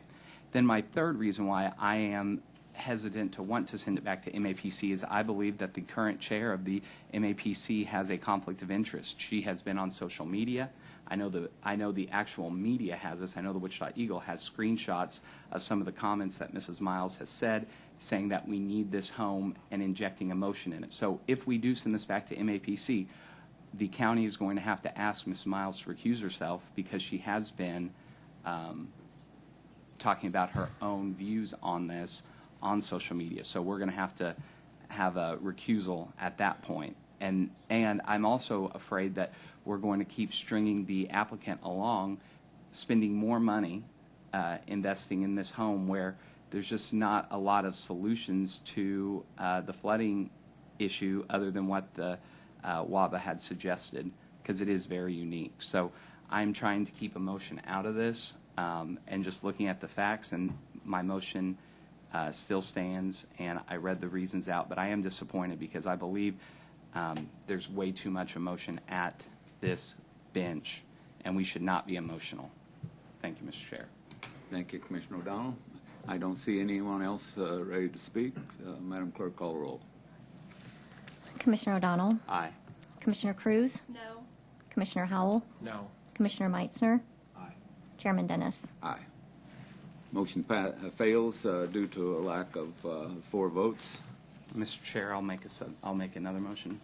Commissioner O'Donnell. And Justin, you might need to help me on this. Where is he? So the 3 motions today, Justin, were approve, deny, or send back to MAPC. Is that correct? There's all 3 of those options. A 4th option would be to approve with modified conditions as well. Okay. Well, I'm not interested in coming up with modified conditions, Justin. Understood. So thank you. So I'm going to make a motion, Mr. Chairman, that we send this back to MAPC, but request that staff have Mrs. Miles recuse herself because of her outspoken support of this on social media. Okay. That's my motion. I would have seconded that, but without, I think we need to have legal talk to her, but Okay. I don't. Okay, sorry. Well, we'll have legal look into the situation of bias on the board, Mr. Chair. Okay, so your motion is to send it back to the MAPC. Yes, and have them look into conflicts. I think we need some additional guidance for the MAPC, that they take a look at the golden rules and make recommendations back to us based on the golden rules. Okay. You concur with that? I concur with that. Does legal make that sound, okay, then I'll Mike, are second you okay that with motion. I'm okay with that. It's a simple, we're going to send it back, and we're going to ask MAPC to clarify using the golden rules, whatever recommendations they send back to us. Does everyone understand the motion? Yes. So it sounds like it's your motion now. Should I second that? No, it's okay. your motion. Okay. I'll second Okay. it. I want to make sure we do it legally. Okay. No. I'm with you. I'm with you. past. I'm with you. So yes. So that's my motion. Thank you for seconding it, Mr. Chair. Okay. I'm not trying to guide you on it, but I am, I guess. No, you're good. You're a good teacher. Commissioner Howell. Well, thank you, Chairman. I just wanted to comment. I will support this motion, and I'm looking at the golden factors based on everything I've heard, MAPC and Hayesville Commission meetings, and we want to ask Hayesville to to reconsider this as well with some No. clarity? No. No, not necessary? No. No way. All right. And then again, to the argument that I'm emotional, I'm not. I'm not crying. Oh, my. Come on, folks. I find that offensive, and okay. Listen. I care deeply about this issue. Okay, that's true. I think we all do. It's a very emotional issue dealing with children. We're talking about going from 4 to 6. That's really all this is. Ladies and gentlemen, I conduct a very professional meeting. I hope you all understand that, and we're going to conduct it in a professional manner. Whether we agree or disagree with anything that's said, we always have to be professional with one another. I'm a detail guy. I like to dig into the details, and I heard you very clearly, and I take what you say plainly, and I want to go verify, in some cases, the things that you say. And I've done that. I've looked at traffic, I've looked at crime, I've looked at the reimbursement rates. I understand what YRC2s are, okay? I understand where these things are placed. I have spent a lot of time on this because it's a very serious matter. And I'm trying to wade through some of the misinformation, and there has been some. And so I just think we owe it to the applicant, we owe it to the intent of what we're seeing here today, to give it this a due diligence and a deep thought as to what we should do here. And that's all I've done. I've said from the very beginning, I'm on the fence, and I am. Okay? I am taking this data in, and I'm looking at the golden factors, looking for reasons to make a decision, and I don't think we actually have that yet. So with that, I appreciate the motion. I think that we need some clarity from MAPC. Thank you, Chairman. Thank you. I don't see any other comments. Madam Clerk, call the roll. Commissioner O'Donnell. Aye. Commissioner Cruz. Aye. Commissioner Howell. Aye. Commissioner Meitzner. Chairman Dennis. Aye. Thank you all. At this time, I know a lot of people are going to be leaving, so why don't we take like a 5-minute break, and only 5 minutes. There's a couple things that I'd like to hit before 1 o'clock when we go off the air. So 5 minutes and no more.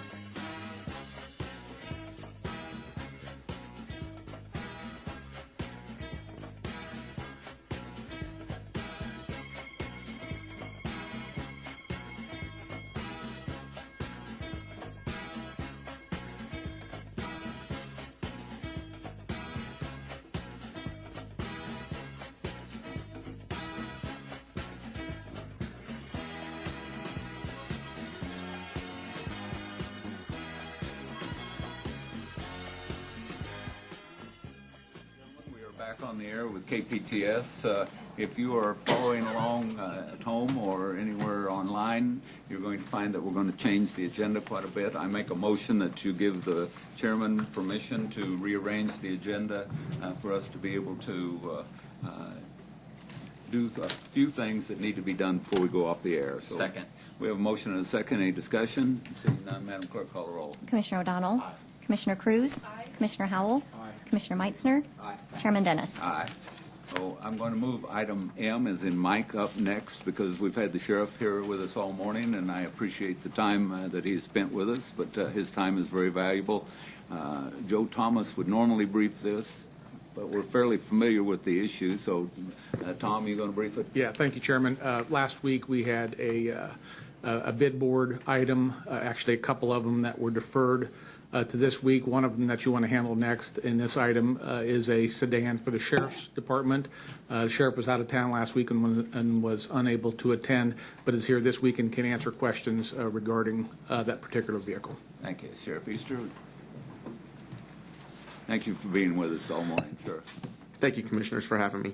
One of the things that I wanted to talk about was in 2012, 2013, the Sheriff's Office conducted a study into what would be the best vehicles for us to go to, since the Ford Crown Victorias, which traditionally were the vehicles that law enforcement used, were being discontinued.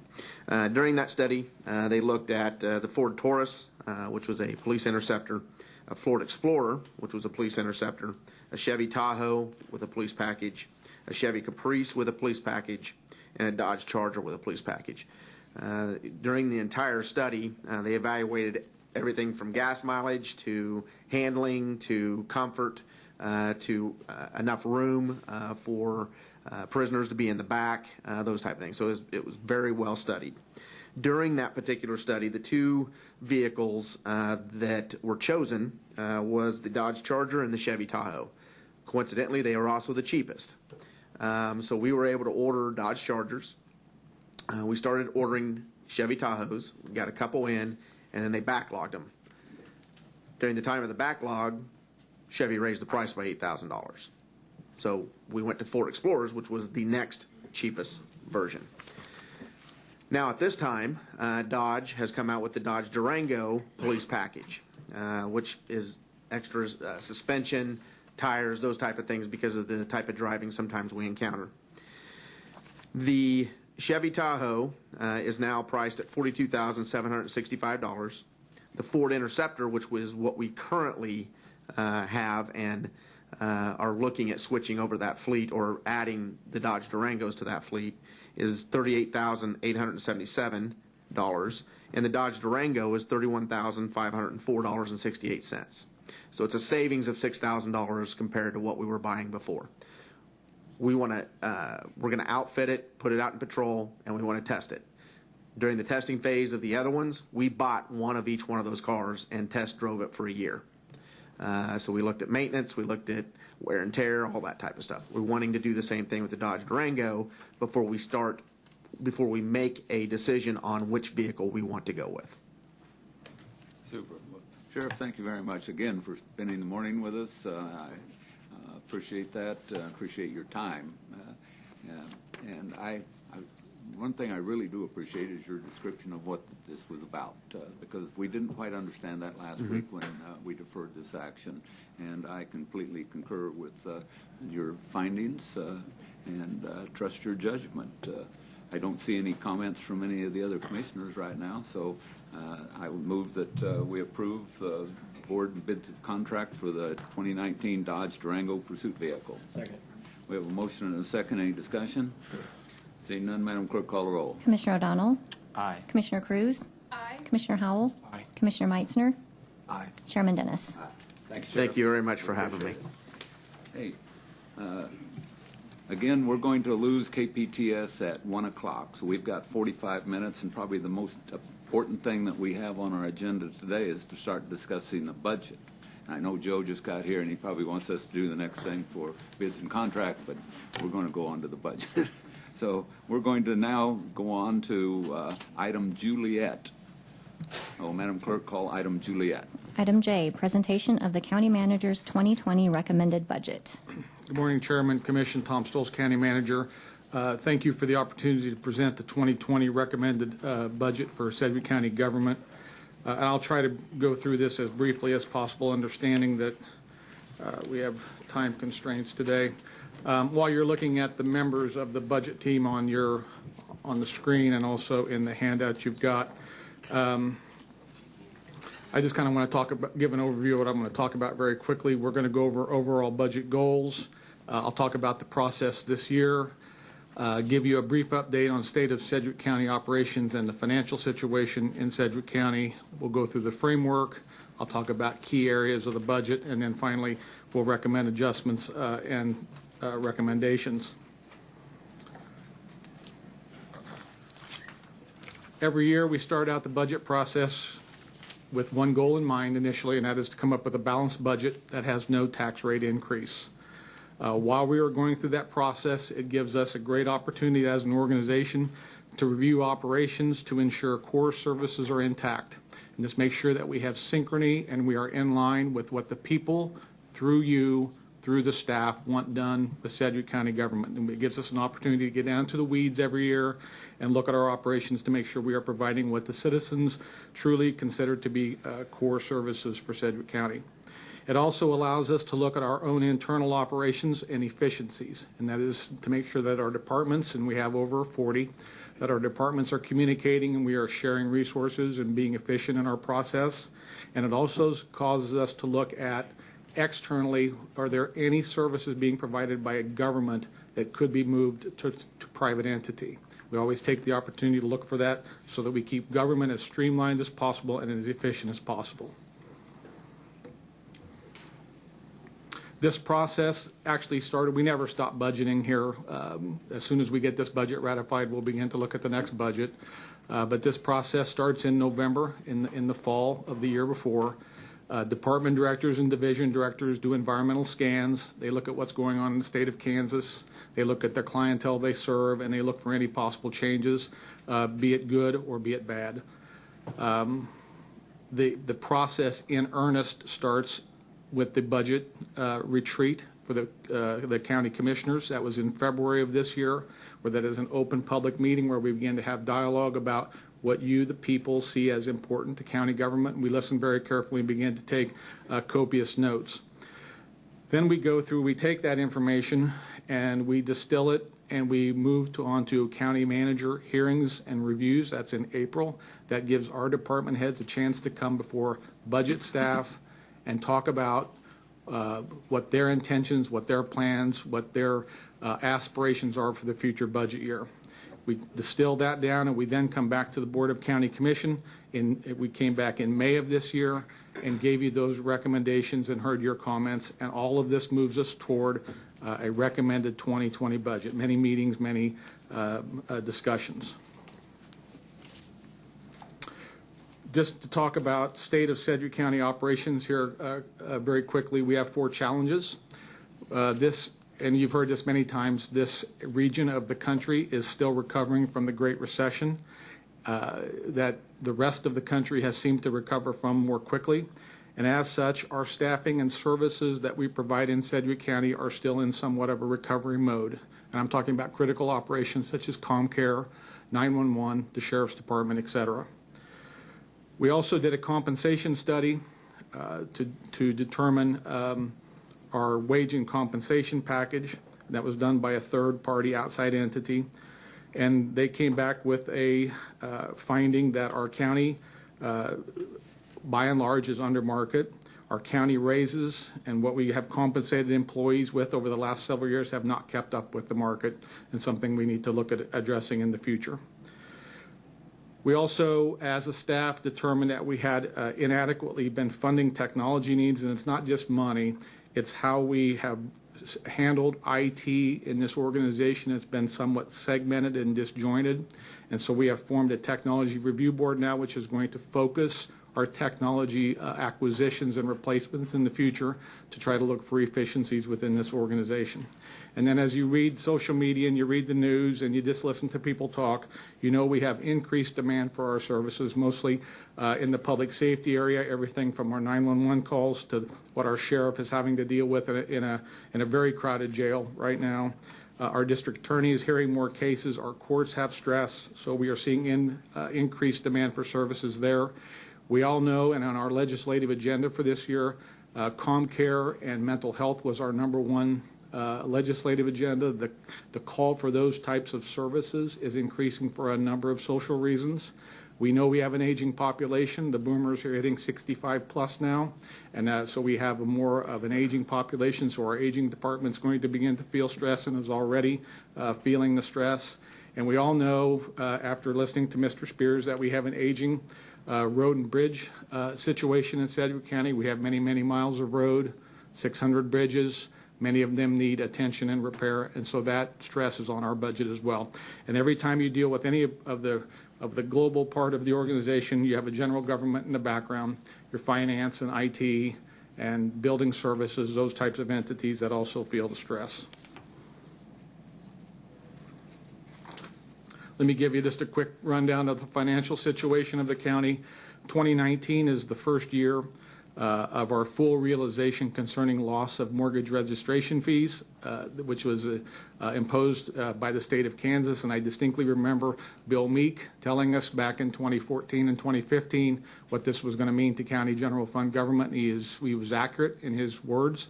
We are losing, the local government has lost $3 to $4 million per year. On the good side, our valuations in this county, commercial and residential, are showing signs of improvement with the economy. Our county is still in a healthy financial condition because commissioners and staff have been very prudent in their fiscal decisions. We have placed and continue to place an emphasis on efficient operations, and we have maintained a very high bond and credit rating from the financial institutions. That's an accolade to our finance department. So the framework that we set up this year, the very first thing we do is listen to the people, and the commission represents the people, and you have told us we want to focus on behavioral health while maintaining and improving public safety needs. I hear all commissioners at public meetings talk about the importance of public safety, what it means for this government. And you also told us to address employee needs, and it's past compensation. It's compensation and benefits, it's training, it's morale, it's how we treat our employees in this workplace. You have told us that is your priority. We try as we go through the process to maintain minimum fund balances in the 8 major funds that we have, which is General Fund, the Wichita State Program Development, ComCare, EMS, Aging, Highway Fund, Noxious Weeds, and our Bonding Fund.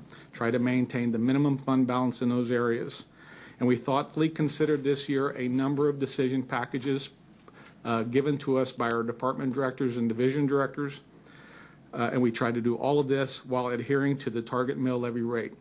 So starting in the beginning of May, we started with a deficit staring us in the face of about $3.2 million in county tax funds and $1.4 million in the general fund. But after that time, we got some good assessed value information that we had not had before. We redid how we are going to do our radio replacement plan. We take care and very prudently manage our CIP budget. We were able to turn the corner here and not only not have a deficit, but be able to consider carefully some strategic additions to the budget. The 8 key areas we look at this year are our 4 main county divisions: public services, public safety, public works, and general government infrastructure support, along with culture and rec, economic development, debt service, and because of what the commission laid out for us this year, employee compensations and benefits. I'll go through very quickly the 19 adjustments that we are recommending in this year's budget. First is ComCare, a 6 FTE position to the community crisis group to meet rising demands. Also, increased security for ComCare's Children's Services, that is the Broadway and Waterman facility, and actually put some security guards down there from 4 to 7 to help protect staff and also the kiddos that go through that through that process. In the aging department, we're recommending increased funding for nutrition program for seniors living in rural Sedgwick County. We have a fairly robust Meals on Wheels program within the city, but we saw a gap outside of the city in rural Sedgwick County, and we are recommending increased funding to take care of those seniors. Overall, just a 1 FTE addition to meet the rising demands as we go from as we move toward a more senior population. We are recommending some modest increased funding for services at senior centers. And we are committing to a comprehensive analysis. I know that the aging department is just finishing a strategic planning process, but we're also going to do a 360 top-to-bottom analysis of the department to look at what other aging departments within the country are doing, because this is not just a Sedgwick County problem, as the aging population is a national phenomenon. So we will do a comprehensive analysis of operations in the future. For emergency communications, we're giving Alora, recommending to her 3 FTE positions to increase her capacity and quality assurance. She probably needs more than that, but we need a little bit more analysis before we can move forward. And we are also recommending the $3 million allocation to complete the CAD system replacement, which we have talked about many times before, and it's actually been 3 years in the making. For emergency management, we are recommending an increase funding for the maintenance of the outdoor warning systems.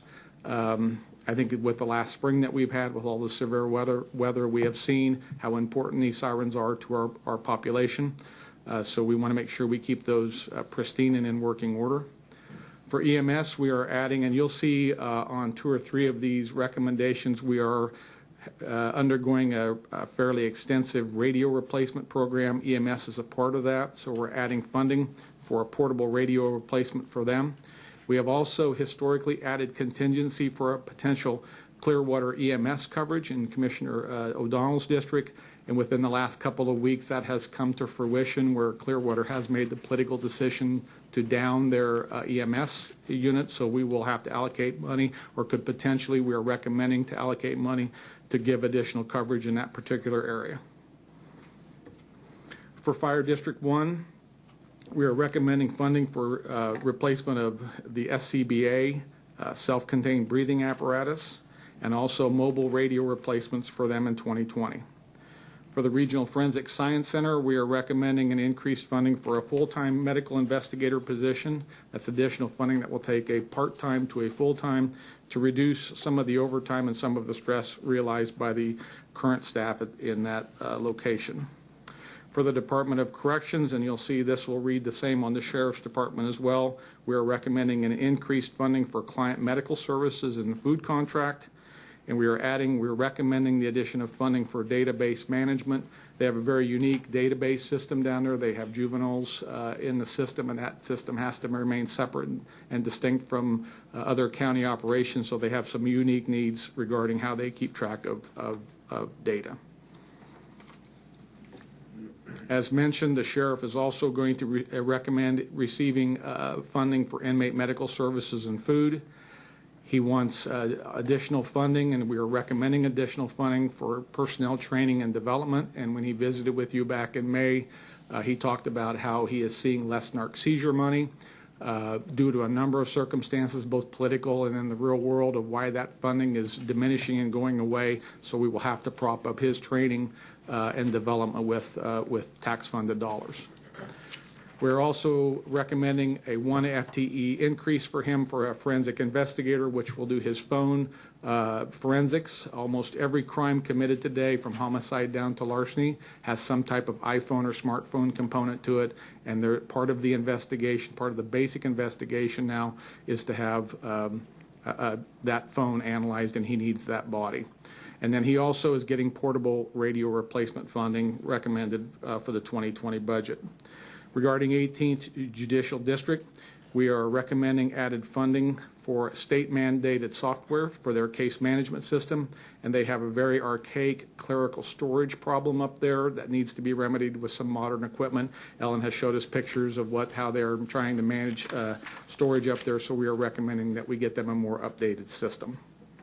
With MABCD, which of course is a building fund operated department, we are recommending 2 administrative customer service positions, along with a roof inspector to increase their customer service due to the amount of robust building that we have going on in the community right now, both residential and commercial.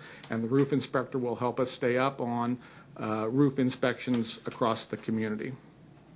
Mr. Spears is requesting a bridge inspector for the same reasons, to keep up on increased demand and to provide timely and accurate bridge inspections on our aging bridge population within the county. The election commissioner had some unique requests for 2020 due to the fact that we're having a presidential election, which we all are anticipating will be a heavily attended election. She has asked, and we are recommending, that she be given funding to extend early voting hours and to put in a new early voting site in Park City to take some of the pressure off of the Bel Air and Keachai sites, which she realized during the last election cycle. And we are requesting that we add funding for a seasonal position retention so that she can keep 8 key seasonal positions employed throughout the process. It's important for the continuation and the efficiency of that operation. Central Services sees a little bit of that. They are asking, and we are requesting funding for increased postage costs to go with that presidential election. And then aside from elections, we are seeing increased costs in paper across the county, and we are asking for increased funding to cover that paper cost. Finance is asking for 1 additional FTE in the accounts payable area. Currently, we have policy where we try to move paperwork around within 30 days or less, and we are struggling to keep up with that, so we need an additional accounts payable position to make sure we can adhere to our own policy, so we recommend funding for that position. The appraiser's office has many needs, but we're recommending this year that we add 1 FTE for a senior commercial appraiser to keep up with increased demand. County Facilities has their annual request of funding due to rising utility costs. Every year we see about a 5% raise in electricity, water, waste disposal, etc. So we need to increase the funding there. IT is asking for an actual funding shift. There was, in the enterprise support analyst position, we had a grant-funded position there from ComCare, which ComCare has now moved back into their operational budget. So we are recommending the funding shift to supply Wes with 1 extra FTE to continue his enterprise support work. Park and Recs is asking for, and we are recommending funding for, the update of a Sedgwick County Park Master Plan.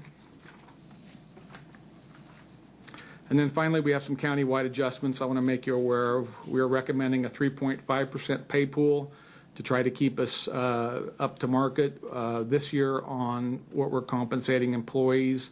2.25% of that will be a flat pay raise for all of our employees, with 1.25% targeted for those areas that are seeing high turnover, high vacancy, and a higher under market payment. So when we see all those things lined up, we are going to use 1.25% of that pool to try to fix those targeted positions and bring them closer to a market acceptable level. We're going to see a 5% increase in our health and prescription benefits. We've briefed you on that separately. This year we are going to offer county employees 3 separate kinds of programs that they can custom fit to their family. Basically a status quo program of what we enjoy today, plus a higher premium, lower deductible option, and a higher deductible HSA program, so the employees this year will have a choice. And all of those roll together and show about a 5% increase, which is under what the market out there is showing. So I think our staff did a very good job of trying to keep that trim back to the least amount of hit possible. And then we are adding funding for technology review board projects so we can get our IT technology equipment more up to speed. There's one item under contingency reserve I want to mention, and that is for the ICT-1 community response team, which we talked about in staff yesterday. It was also talked about at City Council, and we will be voting on a MOU in the upcoming week at our next meeting. In case the commission sees value in that response team after a 90-day trial period, we are allocating some money in the 2020 budget in case you want to move toward a full-time or a dedicated response team on the streets. So in total, we are recommending a budget for the Sedgwick County budget of $437,312,854. The fire district budget is $20,109,346 for a total of a little over $457 million. That is a 3.2% increase over the 2019 revised budget, and yet it adheres to the target mill levy rate set forth at the beginning of the process. The next steps after this receive and file today, which is what I will recommend to you, we will now go totally public with this. We have a public hearing scheduled for Wednesday, July 24th at our regular meeting, which is next week, 9 a.m. Our second public hearing will be August 5th at 6 p.m. in this room. That's a Monday evening. Budget adoption is scheduled for August 7th at 9 a.m. during the regular meeting. And all throughout this period, we have an online public forum that citizens can join that will run through August 6th at 5 p.m. And the website to get on that is listed on this screen. So with that, I would be glad to answer any questions. And I've got a number of staff here that can support me if the questions get too technical. Well, thank you, Tom. In light of what time it is, and we've got a couple more hot things to hit, the main thing today that the public needs to know is that we have gone through this step by step to this point. We've had a number of meetings. All of them are available online. We want to make sure that we thank the folks that got us to this point, as what we're talking about is a book that's 762 pages long. Okay? And the commissioners are all very familiar with exactly what is in that, and especially some of our key staff. Lorian, who's helped put this thing together. We appreciate what you've done. Lindsay, our CFO, Carly, Lee, Andrew, each of the folks that have been involved in this, we want to thank them very much. The public is going to have an opportunity to have input to this. As we said, we've got an online public forum open currently. Well, it opens, is it open right now? Yeah, through 17th through August 6th. We've got 2 public hearings. One of them is at night, so the public can come up here in the evening. We want to make it as convenient as we can for the public. And we will be adopting this budget on August 7th. Again, I want to reiterate that the commissioners have had their fingers in this every single step of the way, so we're intimately involved, and we know intimately what is in this package. So that's why today is just a kickoff to let the folks know. That's why we're not going to delve into it at this time, because we've already been into it very deeply, but we will be making, I can tell you that this may not be exactly the way that it gets adopted on August 7th, but it is a fantastic product, and we will be working on it. So at this time, because we've got a couple other things that we need to cover while we've got the TV, I'd like to make a motion that we receive and file on item Juliet. Second. We have a motion and a second. Any discussion? Seeing none, Madam Clerk, call the roll. Commissioner O'Donnell. Aye. Commissioner Cruz. Aye. Commissioner Howell. Aye. Commissioner Meitzner. Aye. Chairman Dennis. Aye. Next item, please, is Kilo. Please call that. Item K, authorize the publication of the maximum property tax levy to fund the 2020 Sedgwick County budget and establish public budget hearings on July 24th, 2019 and August 5th, 2019.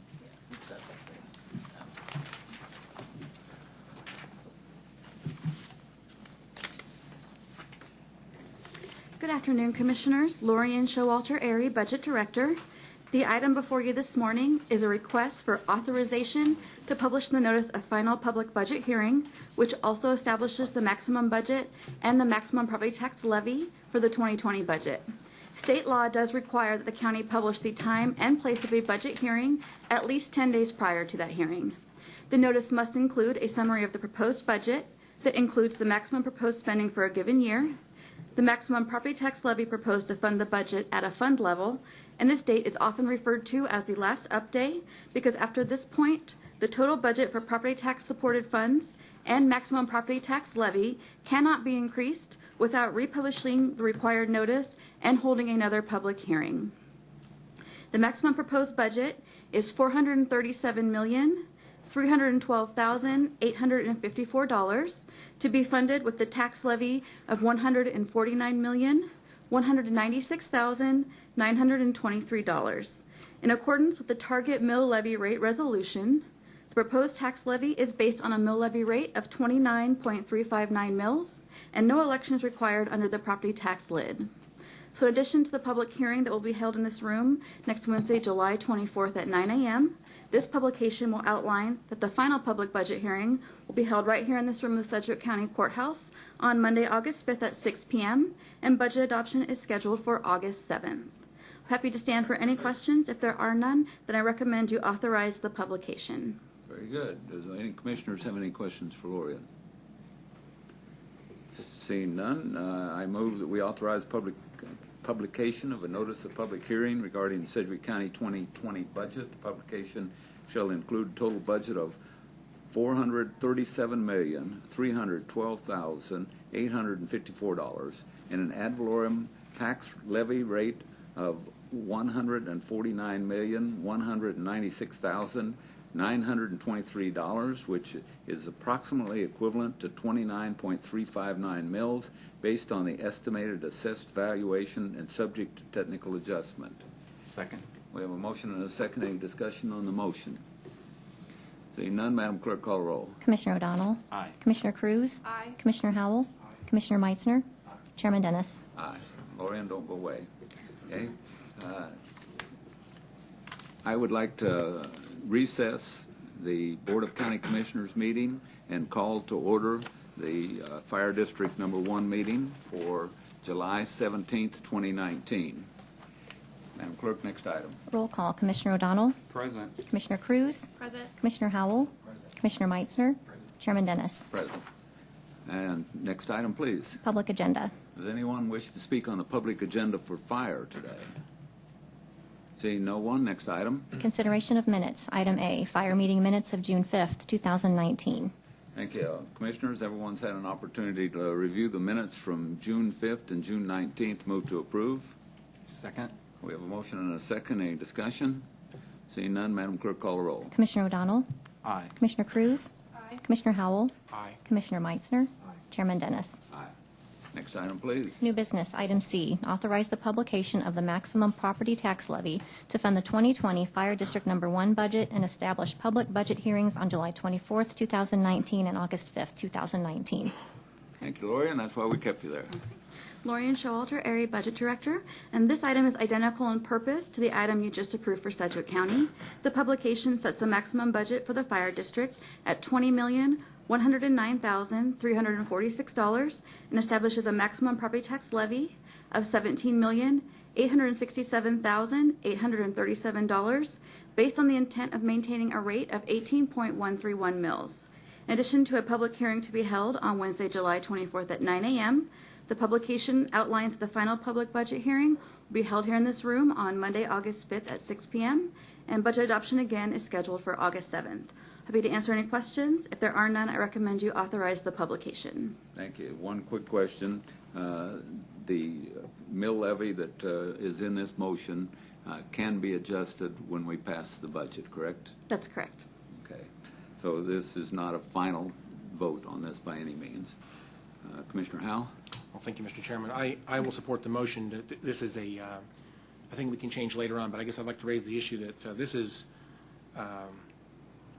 this adds about roughly $200,000 of additional revenue to the fire district above the consumer price index calculation that we would make, which is why we're doing the truth in taxation resolution today. I guess I'd like to have the discussion at some point about whether that's necessary for the fire district or not.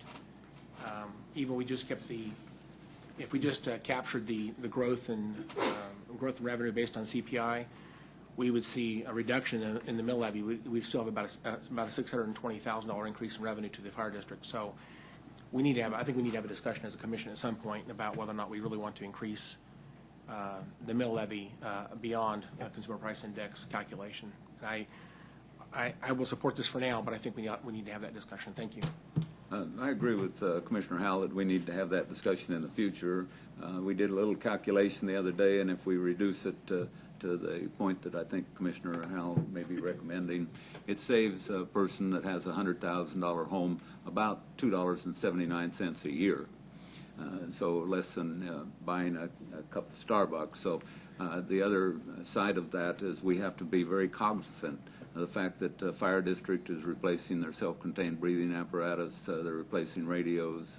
We're doing some major changes out there on some of the fire stations. So we also, I know that we have to make sure that we are very good stewards of the public's money. But I don't know anyone that would object to $2.79 if it means that we can purchase the equipment that we need to be able to protect the fire. So I know that it can be changed, and we may need to do that in the future before that we adopt it. But for now, I move that we authorize the publication of a notice of public hearing regarding Fire District Number 1 2020 budget. The publication shall include a budget total of $20,109,346 and an ad valorem property tax levy of $17,867,837, which is approximately equivalent to 18.131 mils, based on the estimated assessed valuation and subject to technical adjustments.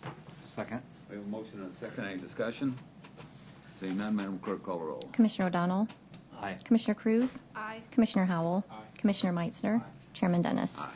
Next item, please. Item D, adoption of a resolution expressing the property tax policy of the Sedgwick County Board of County Commissioners as the governing board of Fire District Number 1 with respect to financing the annual budget for 2020. Good afternoon. Again, Commissioners, Lorian Showalter, Area Budget Director. Before you is a funding resolution for the 2020 Sedgwick County Fire District 1 budget. State budget law states that a resolution is necessary when a levy of property taxes to fund the 2020 budget exceeds the levy of property taxes to fund the 2019 budget, as adjusted to reflect changes in the Consumer Price Index for all urban consumers for calendar year 2018, with the Consumer Price Index, or CPI, generally considered to be a measure of inflation. Per state law, if the Commission, as governing board of Fire District 1, intends to adopt a budget with a property tax levy that is greater than the computed limit, a funding resolution must be adopted prior to the budget adoption, which is scheduled for August 7th. Assessed value in the district is estimated to increase by 5.3% for the 2020 budget year, while CPI only allows for growth of 2.5%. The levy included in the 2020 recommended budget is $17,867,837, based on an estimated tax rate of 18.131 mils. Under state law, the limit, without passing a resolution, would be $17,629,561, a difference of $238,276, which is an estimated mill levy rate of 17.889 mils. Should the budget actually be adopted with a property tax levy that is greater than the computed limit, statute directs that notice of such vote be published in the official county newspaper. Happy to address any questions you have. Otherwise, I recommend you adopt the resolution and authorize publication if the budget is adopted with the levy in excess of the computed limit. Thank you. Any questions for Lorian on this issue? Seeing nothing, I move that we adopt the resolution authorizing a levy of property tax for financing the Sedgwick County Fire District Number 1 2020 budget in an amount which exceeds the amount levied to finance in the 2019 budget as adjusted pursuant to KSA 79-2925 Bravo A as amended, and authorize the required publication. Second. We have a motion and a second. Any discussion? Commissioner Howell. Thank you, Mr. Chairman. I may have jumped the gun. My comment really was related to this as well. This is a amount and exceeding the Consumer Price Index calculation by just a small amount. It's about $238,000, I think. Anyway, I will support this for now, but I think we ought to have that discussion about whether this is necessary for the fire district. Thank you. Thank you. Any other discussion? Seeing none, Madam Clerk, call the roll. Commissioner O'Donnell? Aye. Commissioner Cruz? Aye. Commissioner Howell? Commissioner Meitzner? Chairman Dennis? Aye. Does anyone have anything that needs to come before the fire district before we adjourn? Seeing nothing, we're going to adjourn the fire district 1 board meeting, and I'm going to call back to order the Board of County Commissioners meeting for July 17th, and we're going back and go through the agenda in the regular order at this time. So, Madam Clerk, go back to item Delta.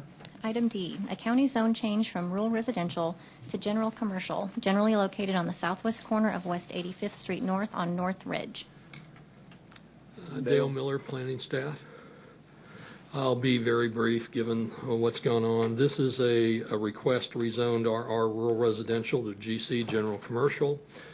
And the property, as you can see there, is located on the southwest corner of 85th, and I can't read that. I'm getting too old. Turned 60 and can't read anything anymore. There's the aerial. The aerial is a little bit out of date in that there is an additional building that extends this way if you go out and look at the property. But the gentleman is running a self-storage warehouse where he takes in RVs and boats and things of that nature. And so he's filing this request to make the activity conforming with the zoning code. Planning Commission recommended approval. There was no one present at the Planning Commission to speak to the item. The reason you're seeing it is there was a person who turned in a single protest of less than 5%. Based on phone calls, the issue that he has, the gentleman here, is that the buildings here, when the water runs off onto his property to the south, and that was the basis for his protest. The applicant is in the process of platting the property, and as part of the plat, he will have to submit a drainage plan, which would be reviewed and approved by the Public Works Department, which would address the drainage issue. And so with that, Planning Commission recommended approval 11-0, and the protest is under 20%, so it can be approved with a simple majority. It is, the only other fact is the request is also these buildings that are here now are too close to the south property line for the compatibility setback. There's supposed to be a 25-foot compatibility setback, and I believe the request is to reduce this down because the building closest to the south property line is only 13.7 feet north, and so as part of the request, if you approve it, you would adjust that setback so he would be in compliance. And with that, I'd try and answer any questions. Thank you. Question for Dale. The only question I've got is, didn't he have to get building permits and get these inspected? How did he get it so that it's not within the setback? What happens a lot of times is people will come in and get building permits for accessory structures for the house. This house was built in the 1940s, and then at some later date, then they decide to change the building to a commercial use. That's the best explanation I have at this point. Well, those buildings look fairly new. 2003 to 2018 are the building permit.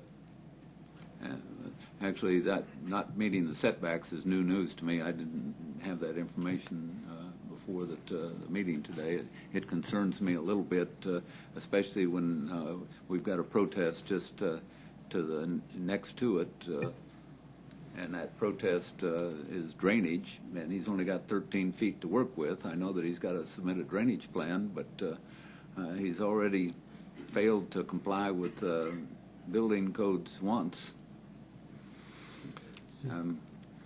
I might explain the setback, the 25-foot setback is an additional, it's called the compatibility setback, and it is triggered anytime you have property that's zoned commercial that abuts single family, as in this case. Then it's based on the width of the property, and in this case he has a 25-foot setback. Otherwise he would just have the standard, I'm not sure what the side yard setback is in RR, but I don't believe it's more than 10 feet. So otherwise he would not be out of compliance. It's just the fact that he's rezoning it to GC and the buildings already exist. Okay. Is that a house in the property just to the south? Right there, it is almost impossible to see from the road, but based on the aerial, that's what I'm told, that's where the gentleman lives. Well, I'm sympathetic to the gentleman to the south, that the family that submitted the protest petition. I was not aware that they had that close to the property line. I do understand that they've got to go through and get it platted. So there is a requirement to plat. What triggered the platting requirement? My understanding is that he may be wanting to build another building, and so that's what brought this all to light. And in order for him to build any new structures of this type, he would have to plat. All right. Well, I guess we'll have to rely on the plat to get the drainage situation under control. But I guess I'll make a. No, I won't. Commissioner Cruz, it's not my district. Thank you, Chairman. Okay, so the homeowner to the south, his main concern is the water. Based on phone call, the planner who did this case talked directly with the neighbor, and that's what I was advised, was that his concern really was the drainage, not the use. Okay, so he isn't upset about how close the buildings are to his property? I think what he wants is... outside of the rain, I guess. Right, yeah, correct, yeah. He just wants the water taken care of. I don't believe he has a concern with the actual use or where the building is located, as long as the water is addressed. And forgive me, I am new to this, so the platting, if done correctly, will take care of this problem? As part of platting, they have to submit a drainage plan that's reviewed and approved by Public Works, and so as part of that plan, they would have to show how they're going to divert the water. I mean, it could be as simple as the buildings don't have gutters, and the water just runs off, and if he puts gutters up and then diverts the water, but I don't know. Okay. Well, I have not been contacted by this homeowner or the protest person either, so I would recommend that we approve the Metropolitan Area Planning Commission's recommendation. Second. We have a motion and a second. Any discussion? Seeing none, Madam Clerk, call the roll. Commissioner O'Donnell. Aye. Commissioner Cruz. Aye. Commissioner Howell. Commissioner Meitzner. Chairman Dennis. Aye. Thank you. Thank you, Dale. Next item, please. Item E, resolution providing for the condemnation of certain real property for construction of bridge number 642-27-519. Good afternoon, Commissioners. Mike Fessinger, Assistant County Counselor. In front of you is a resolution providing for the condemnation of certain real property for construction of bridge number 642-27-519, project B484. Public Works has acquired all the required right-of-way for the bridge project except for this one parcel. Mr. Fessinger, can I interrupt you for one moment? Yes, sir. First, I want to let the folks know that we're getting ready to lose them from KPTS, but if they want to continue to follow, they can go online to do that, or they can pick it up later online. But I appreciate them staying with us, but at 1 o'clock we lose them. I'm sorry to interrupt you, but we were about ready to lose it. And Not a problem, I wanted Chairman. to make sure if they wanted to continue to follow, that they know where they could go. Thank Sure. you. This small parcel has, first of all, it's east of the intersection of 95th Street South and Broadway Avenue. It's approximately 3,400 square feet. You've seen maps of this in your briefing. This parcel has held the project up for the bridge for over a year. The bridge itself is in poor condition. It's the lowest rated in the county. It needs to be replaced soon. After extended negotiations with the property owner, Public Works has been unable to reach an agreement in compensation. Public Works now recommends, alongside the County Counselor's Office, that you make a finding that it is necessary to acquire the needed easement through eminent domain proceedings. With that, I'll stand for questions. Thank you. Any questions for Mr. Fessinger? Seeing none, Commissioner O'Donnell. Thank you, Mr. Chair.